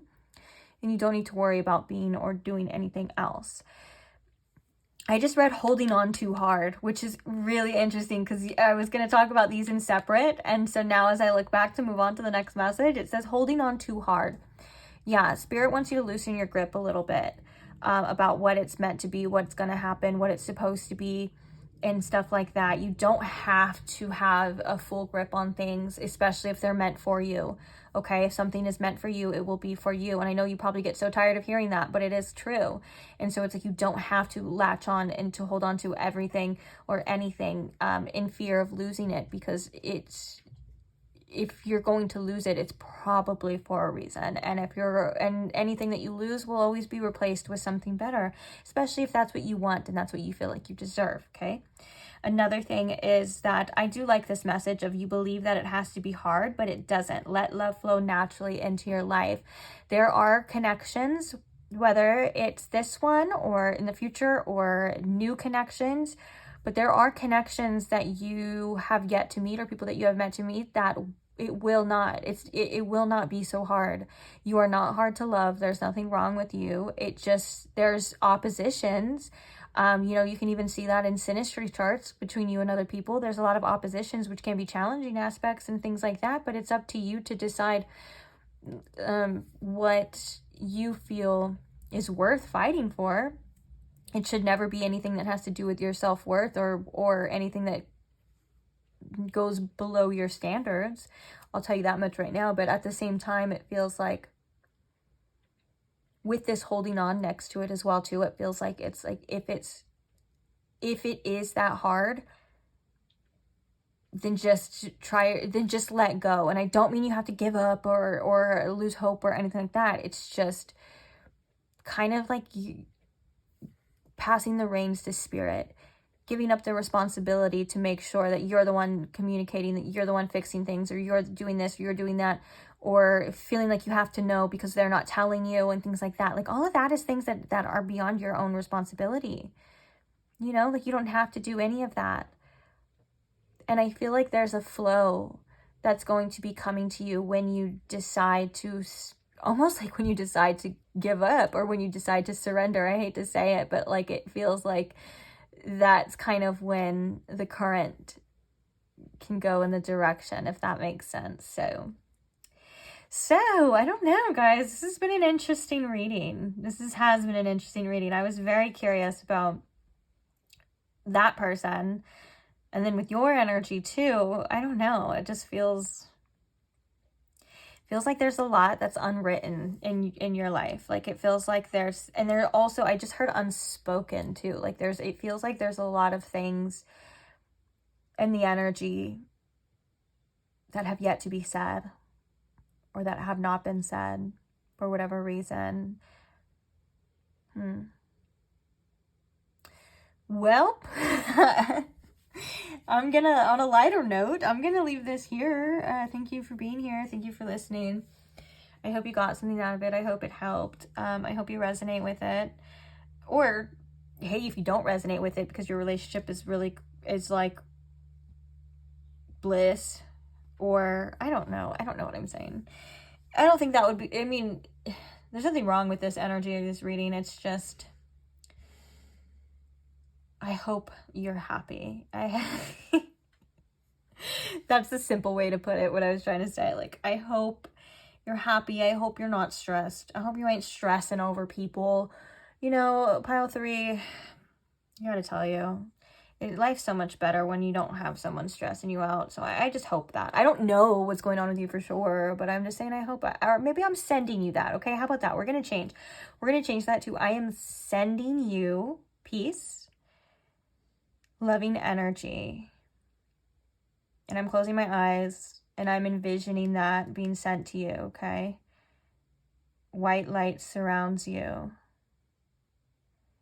You are safe. You are loved. You are meant to be here. Okay. Much better. Much better. Oh yeah, so on that note, I am going to leave you. On that note, I gotta go. See ya. Thank you for being here though. I appreciate you. I appreciate all of you guys who like the videos, who comment, who share, who subscribe.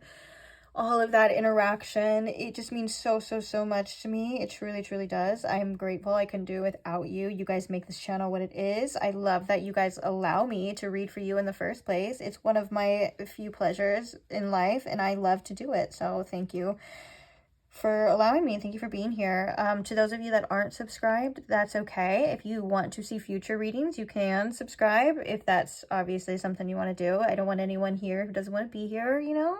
Do what you want to do. Follow your heart, pile 3. Also, though, if you are subscribed, thank you so much. I love you. You get forehead kisses. Mwah. Mwah. I said kisses, so I had to do another one. But yeah, and that's it for me, guys. I'm out. So either I'll see you at another pile, see you at another reading, see you on your timelines, maybe see you never. I hope not, though. I hope I see you again. All right, bye. Hi pile 4, welcome to your reading if you chose the chunk of calcite, or if you chose this tarot deck right hither, welcome. So today we are asking how that person on your mind is currently feeling about you, their current thoughts, feelings towards you, towards the connection, and anything else that may fall under that umbrella. Okay, so anything that you may need to hear about it, anything that you may need to know, even if it's about your connection, I'm going to leave it open to that sort of stuff too, okay? So I hope you guys are doing well. I hope you guys are comfortable, relaxed, ready, open to receiving. And we're going to get started. So first things first, I want to invite Spirit. Spirit, if you could please tune me in to my pile 4's collective energy. If you can please show me and pile 4 with the most clarity, please, how this person on their mind is currently feeling about them. Thank you very much. So let's take a look. How are they feeling about pile 4, Spirit? What are their current thoughts and feelings? The King of Swords. Okay.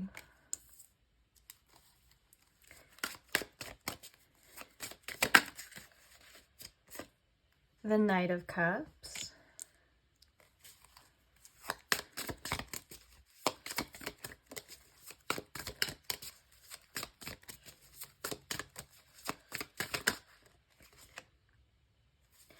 the Seven of Cups, and the Ace of Cups. Now we're only getting 4, but we're going to note that there's the Two of Wands here. And if most likely it's meant to come out, it'll come out again. It usually works that way, okay? So, interesting. Clarifying the King of Swords. Why is the King of Swords here, Spirit? The Seven of Pentacles, okay. Clarifying the Knight of Cups.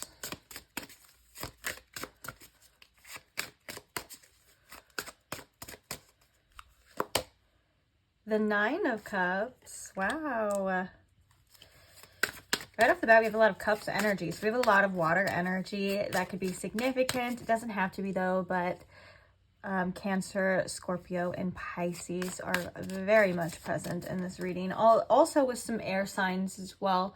I would note that the King of Swords can definitely represent somebody who's an air sign. So we have Libra, Aquarius, and Gemini as well.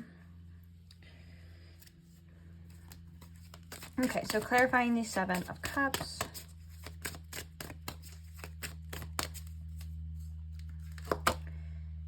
Three of Swords. Clarifying the Ace of Cups.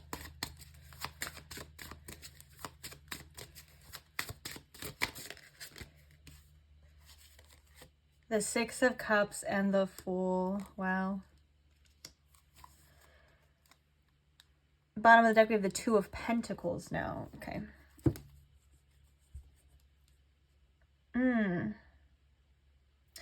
The interesting thing with the Ace of Cups, the Six of Cups, and the Fool, this is a message for those of you that aren't with this person. I'm going to give all the messages that I'm receiving, so it is a general reading, so please just take what fits with your situation and leave the rest for another person. But to be honest here, it kind of feels like this Ace of Cups, the Fool, and the Six of Cups, it kind of feels like, dang, if I had what I had before, like if basically if they could redo the past all over, it would be different, if that makes sense. Like, I also think that this person thinks about you in a lighthearted way. The Ace of Cups is definitely like, I want to see where this relationship goes. I want a fresh start here. I want to move beyond the past with the Six of Cups, and I want to take some sort of action, some risk towards you with the Fool. Like, let's wipe the slate clean. Let's clear out all our bullshit from past and see where it goes. And even if you don't have a past with this person, it's like, screw the past of like their past failed relationships or those things that like linger, you know, that affect us. It feels like there's an energy of like, I want to be free from that, and I want to enjoy this, and I want to see where it goes, and I want to start here, I want to do that. You know, it's an energy of like freedom.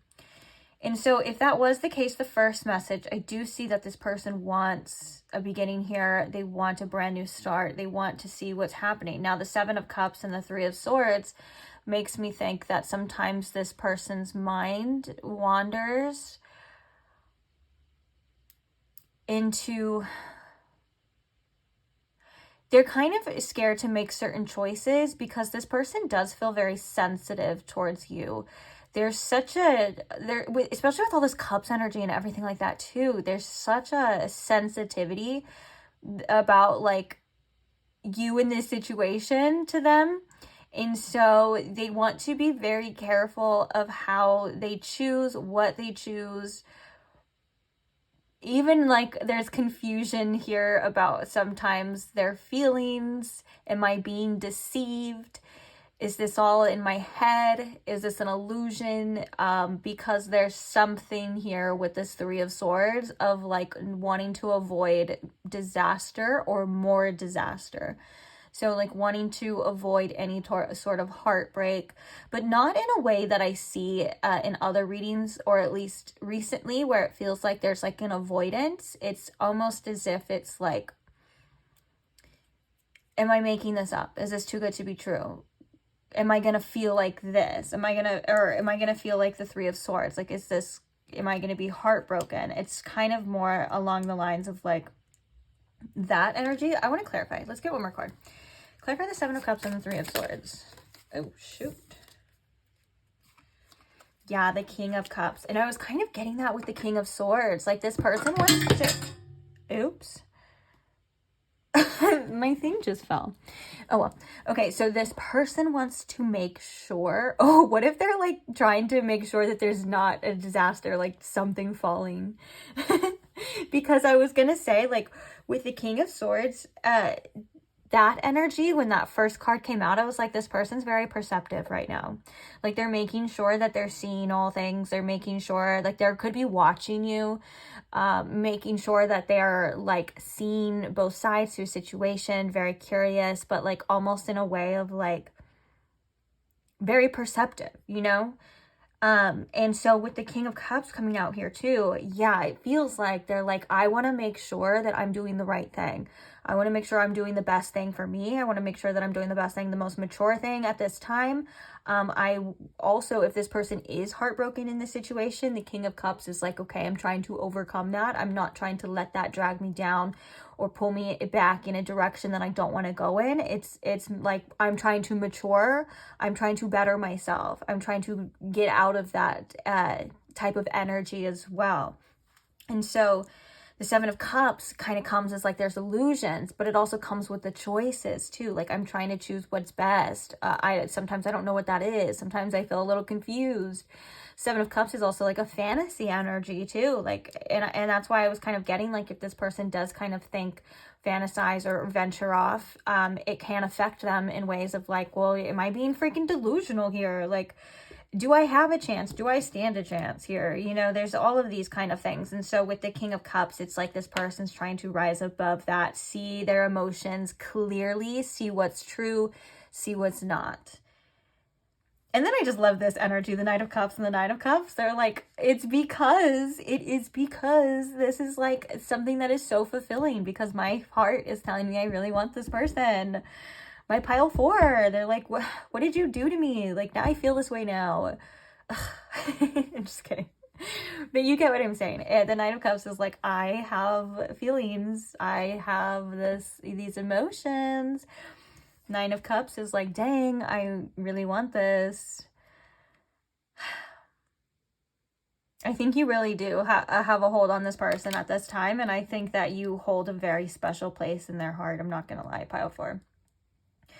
But yeah, it's like with the King of Swords and the Seven of Pentacles as well. They're trying to shift, maneuver to see. I want to see all sides of this. I want to know what the future holds. Am I gonna come out as a fool? If I come in with this Ace of Cups, you know, if I come in with this full energy, and I say, like, especially with the Six of Cups too, if I say like, hey, like, this is my soulmate, I feel like you're the one for me, I feel like you're my soulmate, I want to put everything into anything behind us and just see where it goes. Am I gonna look stupid? Am I making the correct decision? There's a lot of like contemplation here as well. Also, the King of Swords, I was really surprised when the Knight of Cups came out after, because I thought that was a good balance. Because sometimes when we have the King of Swords, it can mean that the person is like, yes, in their head, in a mature way, but like sometimes it can be, if it's only like the sword suits, it can be a little bit detached from emotions. Not saying that air signs are detached or anything like that, but I am saying that sometimes in the readings, it's like you're thinking too much with your head. And so I did like the fact that the Knight of Cups came out right after, because it brought more of a balance to that. Like, oh no, okay, it's not just in the head. There is feelings involved here. There's something here, specifically in the heart, worth exploring. Now the Seven of Wands coming at the bottom of the deck here.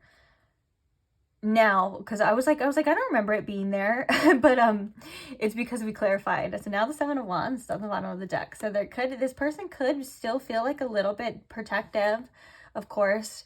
And I think that's kind of what I'm getting from these kings too. It's a little hard to explain, but from intuitively, this king energy feels like wanting to see from a higher perspective. Feels like wanting to see from like and look down on the situation and to see all sides to make sure that you're not getting played, or you're playing the game right, or you're doing this. And I'm not mean like playing games, but you get what I'm saying, right? Like making sure you're just doing, this person's doing what they feel is best. And that comes with a cautious energy. That comes with, okay, well, do I have to be protective? Do I have to have my guard up? Or can I just completely flow?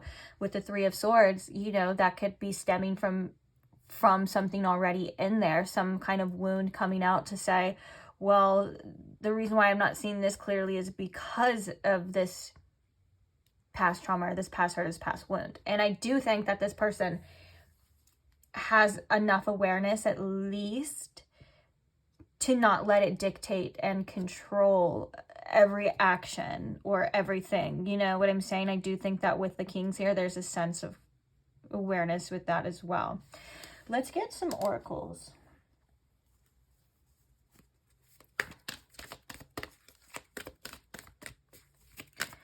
Spirit, can you tell me more about this person's feelings towards pile 4? Pride. I love myself and I see myself in everyone. That, I think that could be something that holding them back, because I just heard like, I ain't too proud to beg. But, you know, pride, a little bit of pride is getting in the way. It's kind of hard to express these emotions fully, a little bit. And, you know, it's like maybe this person is like, I have things I have to say, or no, I have feelings that I would like to express. I'm sorry, I'd rather say that. Yeah, I would have feelings that I would like to express, but, you know, maybe there's a little pride in the way. It's not as easy as it seems, you know, doing that. Little pride, little ego, and that's natural too. It's something that happens to all of us, to the best of us. Tell me more about this person's feelings. Let's get one more. We got 4 tarot. We'll get 4 oracles.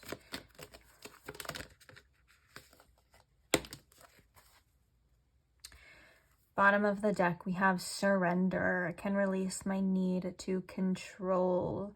I do think this person does kind of want to control this situation, or at least control how they come across, or how maybe you feel.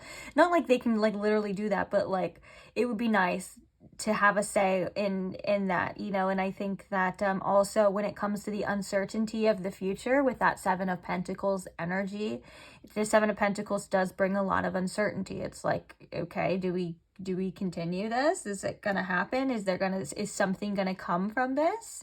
You kind of have to put your trust and faith in your work and whatever you're going towards, and you kind of have to surrender at the same time. Like it's a beautiful balance of surrender and then doing what you feel is right, or expressing yourself, and then the rest is out of your control. And so that could kind of be tied into that pride energy too. I feel like, you know, when you completely bare your heart to somebody, or you completely like express yourself authentically in your feelings, like you don't have control over how that person reacts to it or where it goes from there, if that makes sense. And I can kind of feel like that's something that maybe this person struggles with a bit. Oh yeah, under there we have fear. I realize that I am testing my resolve to live in the energy of love. We have adversity, honesty, and balance. I bring a state of perfect harmony into my world, and I do so without judgment. I can always expect, I can't always expect the truth from others, but I can expect it from myself. And then we have adversity. I accept that challenges are the best way to learn. Oh, why were those so hard to get out? I feel like I was like stuttering. Weird. Okay. Yeah. It like adversity usually comes out when you are kind of being faced with some sort of challenge. Rising up to it, you know, could be what this person is like facing right now. And with the honesty, I think that this is about expression, how this person actually feels. First, they have to really, you know, see how they feel, which I think they've kind of come to that conclusion. that may have been recently, or they may have known all along. I guess it doesn't really matter. But with the Knight of Cups and the Nine of Cups, it does feel like they've come to that conclusion about how they feel. And now it's maybe about seeing what can happen with it. Where do we go from here? What do I do from here? Being honest, being authentic, not letting pride or ego get in the way. Standing up for what you want, fighting for what you want, believing that you can have it. And with the balance here too, it kind of makes me think that when we want something badly, or we want something to happen badly, or even if we're kind of fearful of something, you know, it does cause us to kind of be a little bit out of whack. Like our inner state of balance is a little off. And so restoring that, or coming to your center, is something that it's a power place. And maybe this is also, yeah, with the statement of I bring a state of perfect harmony into my world, wanting to bring this situation back in balance, wanting it to be harmonious. If it feels off, or if it felt like it's off, that's something that they would like. But I keep going back to this pride of like, I think it's pride, this pride in the honesty. I'm going to be honest, of like, well, you know, you got to be vulnerable here. Yeah. Let's get some channeled messages for you now. Oh, what is that? So Spirit, what are some channeled messages about this person's feelings for my pile 4? What are their thoughts and feelings for pile 4? If they could say what they wanted to say through these channeled messages decks, what would it be? First one, I think you deserve better than me, and that makes me act crazy. Oof, that's kind of like some truth, huh? That would be really hard to admit, hard to say. We also have I can't be with you right now. I'm jealous and possessive. The adversity could also be like struggles in this person's life too. I'm kind of seeing that as well. Like maybe they're not, maybe this is not just about this. Like maybe they're kind of going through their own sort of challenges in life in general. Getting hit with some stuff. Okay, and then the bottom of the deck we have, which we'll pull, it says summer, I don't know if I read that. The bottom of the deck we have, I'm hiding a secret from you, positive. So this deck has a negative, it has the same card, but it has negative or positive in here, which makes me think I'm hiding secrets from you. That honesty is how this person feels. Let's be honest here. Oh, no pun intended. No synchronicity intended. Let's be honest here about what we're hiding, about our feelings. Don't be so prideful. Summer could also indicate maybe summertime. That could be significant for some of you. Maybe the summer months. I always think of July. It's like, I believe it's the hottest month of the year. That makes me think of the zodiac signs of Cancer and Leo. Yeah, Leo's at the end of July, I'm pretty sure. Yeah.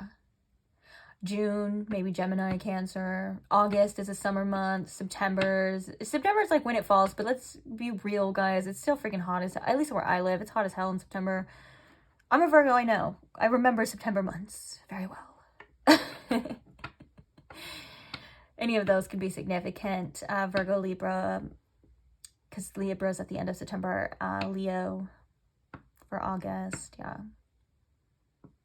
Yes. So those months could be significant, or it could just be like summer, like when you think of like, oh, maybe like for some of you, if you guys met in the summertime, that's like reminiscing as well. You guys had like a summer fling. Bottom of the deck now we have I love your lips. Oh, and I completely forgot. I have a whole nother, what are we even doing, girl? I have a whole nother channeled message deck. I was acting like we're done here. Okay. So what are some more channeled messages for my pile 4 from this person? Please and thank you.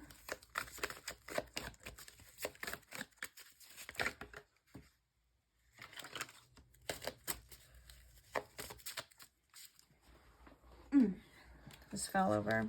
So we have, I regret so many things. I just heard as well, like, and I'm feeling very strongly from the heart, like this regret could come from things that have not, like, also were not said or were not done.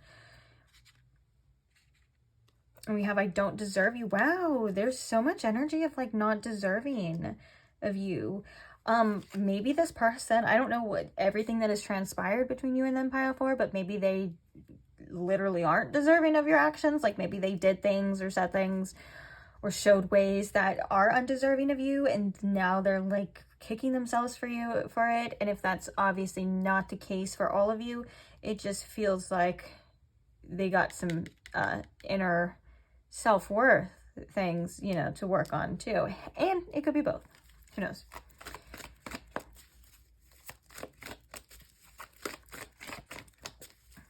Okay. There's some channeled messages.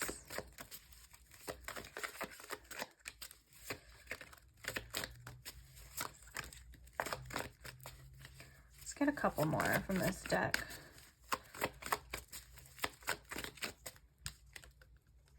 I hope you're doing well. I ask about you. The thought of you with someone else drives me crazy. Where did you even come from? Sorry. Oh, is there still a chance? Tell me how you feel about me at the bottom. Yeah, so we have, is there still a chance here? That was that too. I just had to say it. Another thing as well is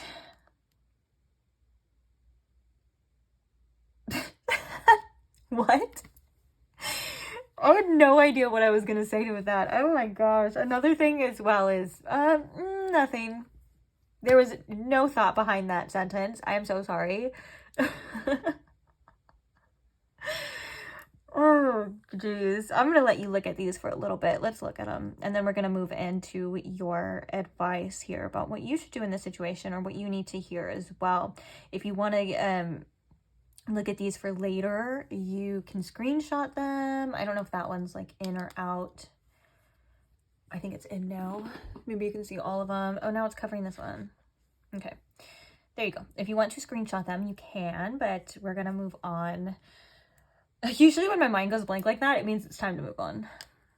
Also, it's the end of the night. The end of, or well, it's getting dark. It's been a long day, okay? I'm sorry. Moving on.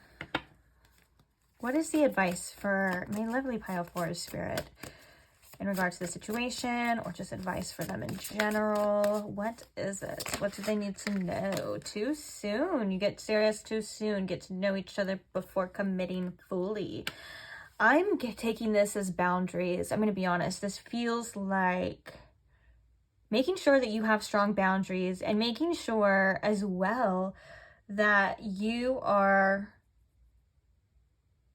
making sure that these people are up to your standards. And I mean these people because this could also be like anyone else too. You know, when we have an attraction or a spark or a connection, or we feel like this person is for us, sometimes we kind of we want to skip over the little details, the little parts of getting to know somebody, their quirks, seeing them for who they truly are, things like that. So just pay attention to those details as well. They could tell you a lot. Especially kind of away from how you feel. Like if you can put a little bit of space between you and your feelings and look at something or this situation or just this person in general.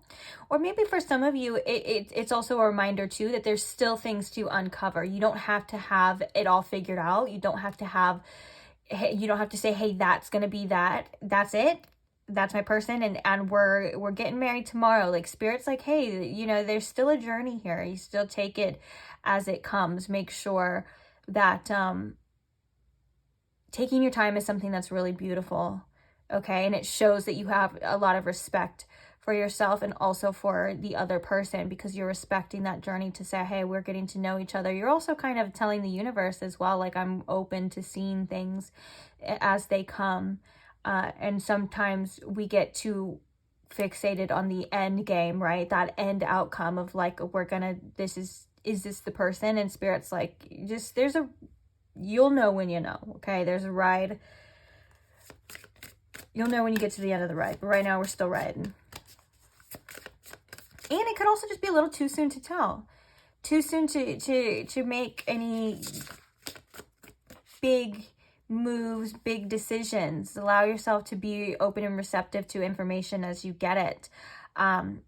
Not so like only fixed on one outcome or one way. And I had another message too. Okay, well, if it comes back.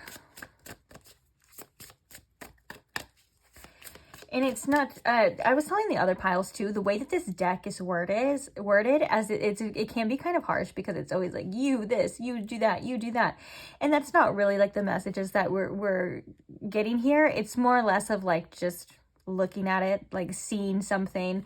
It's not, it doesn't mean to be too harsh or saying like you're doing everything wrong. I feel like this deck comes off as very critical, but at the same time, I feel like it has great insights and great messages. So it's not here to match your inner critic to tell you you're doing anything wrong. It's just here to point things out, okay? Or to just tell you, like when I look at that, I think, oh yeah, you know, that is true. You know, sometimes we have to see more information, or sometimes we don't know all the answers yet. And so it kind of can relieve some pressure off of you too, to know or to have it all figured out. Because you will when you will, you know?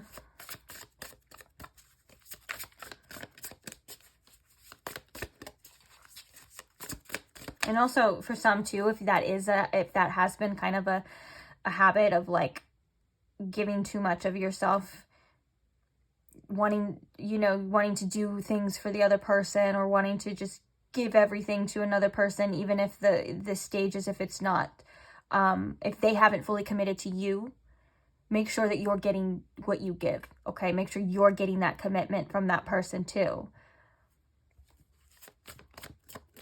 It's like you got it already, everything that, you know, a person needs. Sorry, I don't mean to keep going on about this. I feel like I'm rambling, but like you have it already, like what other people want, or you know, and things like that. And you know that to your core, that you have so much to offer. Now what are they going to offer you too, you know? Okay, what is the advice here? Okay, we have judgment. Don't be too quick to count someone out. Be open and give them a fair chance. Holding on, you must release old ties in order to have a fresh start with somebody new. And then we have insecurities. Work on building your confidence and feeling safe in your relationships. This is something that I think is really important for everybody, you know, in relationships especially. Oh my gosh, guys, if you were in the past, in the other readings, in the other piles, insecurities was something that kept coming out a lot, and on the other aspect of it. And it's something that we all deal with. We all have them, okay? You're not weird. There's nothing wrong with you. This is natural in life. And I think that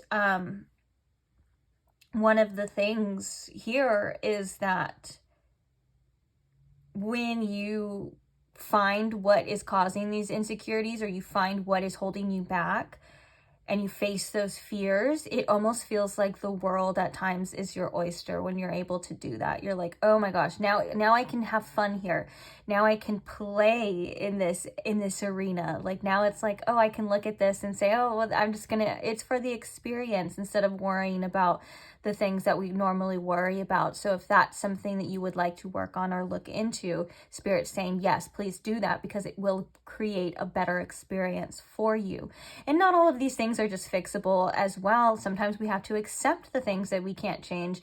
And sometimes we have to love the things that we can't change, because why not? You're lovable anyways. And especially if it's looks wise, you know, you can always do what you have to do to make yourself feel better, or your health, or things like that.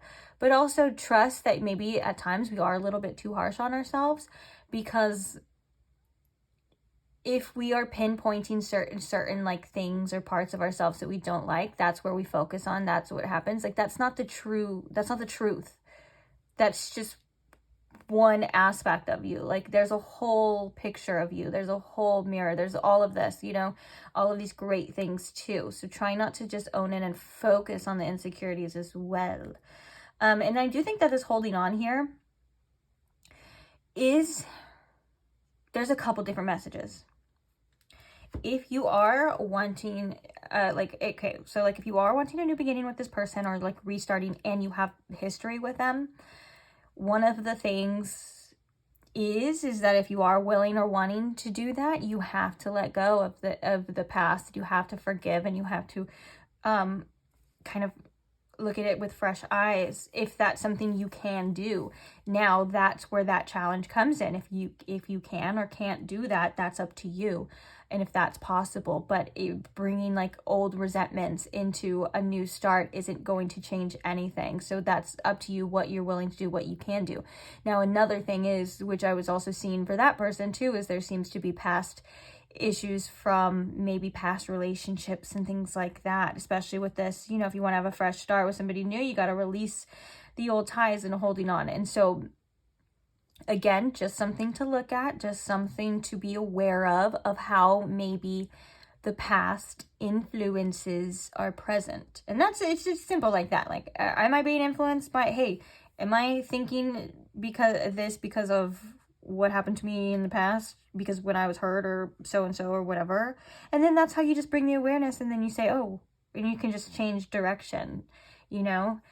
Awareness can actually ironically solve or help at least a lot of things. Same thing with like the insecurities. Hey, am I feeling this way because of like this thing that happened from childhood? Like this is influencing me now? That's so silly. You know, like I'm mature. We're not that person anymore. You know, like all of these things can help you understand where they're coming from and why they're there.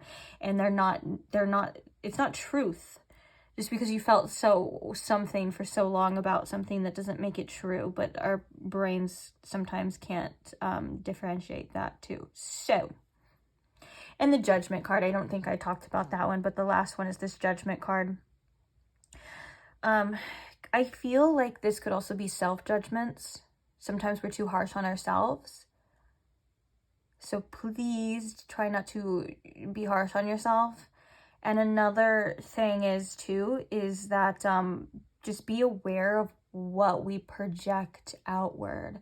Our idea of someone, or our idea of something, whether it be right or wrong or good or bad or whatever, like make sure that you're not projecting your own feelings, judgments onto somebody else. That causes illusions too, and it makes sure that you're looking at this clearly.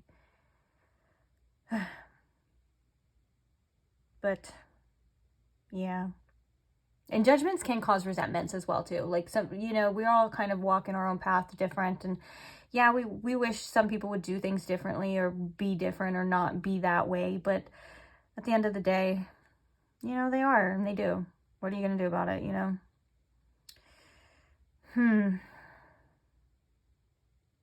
I think that's it, though. I don't know. I keep seeing this one. So, this person wants you to know, too, they love your lips. Underneath that, we have, I'm coming back to you. Hold on just a little bit longer. Now, that's up to you. If you feel like you want to do that. If you want to hold on, you can hold on. If you want to let go, you can let go. Do what's best for you, always. What you feel is best for you, or whatever you want to do. No one else is here. Maybe with the Judgment card as well too, that can be tied in. Like no one else is here to judge your situation, and no one else can judge your situation but you. And anything else, judgment just comes from comparison anyways. Like that's where we're judging from, right? Like that's the standard, is whatever we've set for ourselves, is comparing it to that. And so, you know, everyone's unique. You can't really compare it. And sometimes we don't understand things fully too. And that's with the too soon, things you will start to understand in time. So yeah. Thank you for being here. I love you guys. I love reading for you guys. Yeah, on that note, thank you for allowing me to read for you guys. I love doing it, and it's just, it's one of my favorite things to do. So I'm happy to be able to do it for you. I'm happy that there's a community that resonates with these readings, and I'm happy that we're all able to find each other, no matter how big or small or how much this community expands or anything, you know. You guys are all very special to me because I couldn't do it without you. Quite literally, this YouTube channel is for you and you guys. So it's nothing without you. So I am so grateful for every single one of you. I truly am. I truly am. That's why I like to remind you guys of the gratitude, because it's important that you know that you guys are important and that, yeah. I love the internet. I love how we can connect with people that we've never connected before too. So I love reading your guys' comments. I love, you know, you guys sharing your experiences. I love when you guys share your experiences and other people can relate, and it just shows that we're not alone in this world and that we do go through similar things sometimes, and that we're just trying to figure out this little life all on our own. And so it helps when you have a like-minded community, or you have support, even if it's from a stranger on the internet. You know, it doesn't really matter. We all come from the same source. So thank you. And oh, if you're not subscribed and you want to see more and you want to see the future readings, you can subscribe. That means a lot to me as well. If you are already subscribed, thank you so much. Here's a forehead kiss for you. Mwah. And I think that's it, guys. So I'll see you in the next one. If not, it's okay. Bye.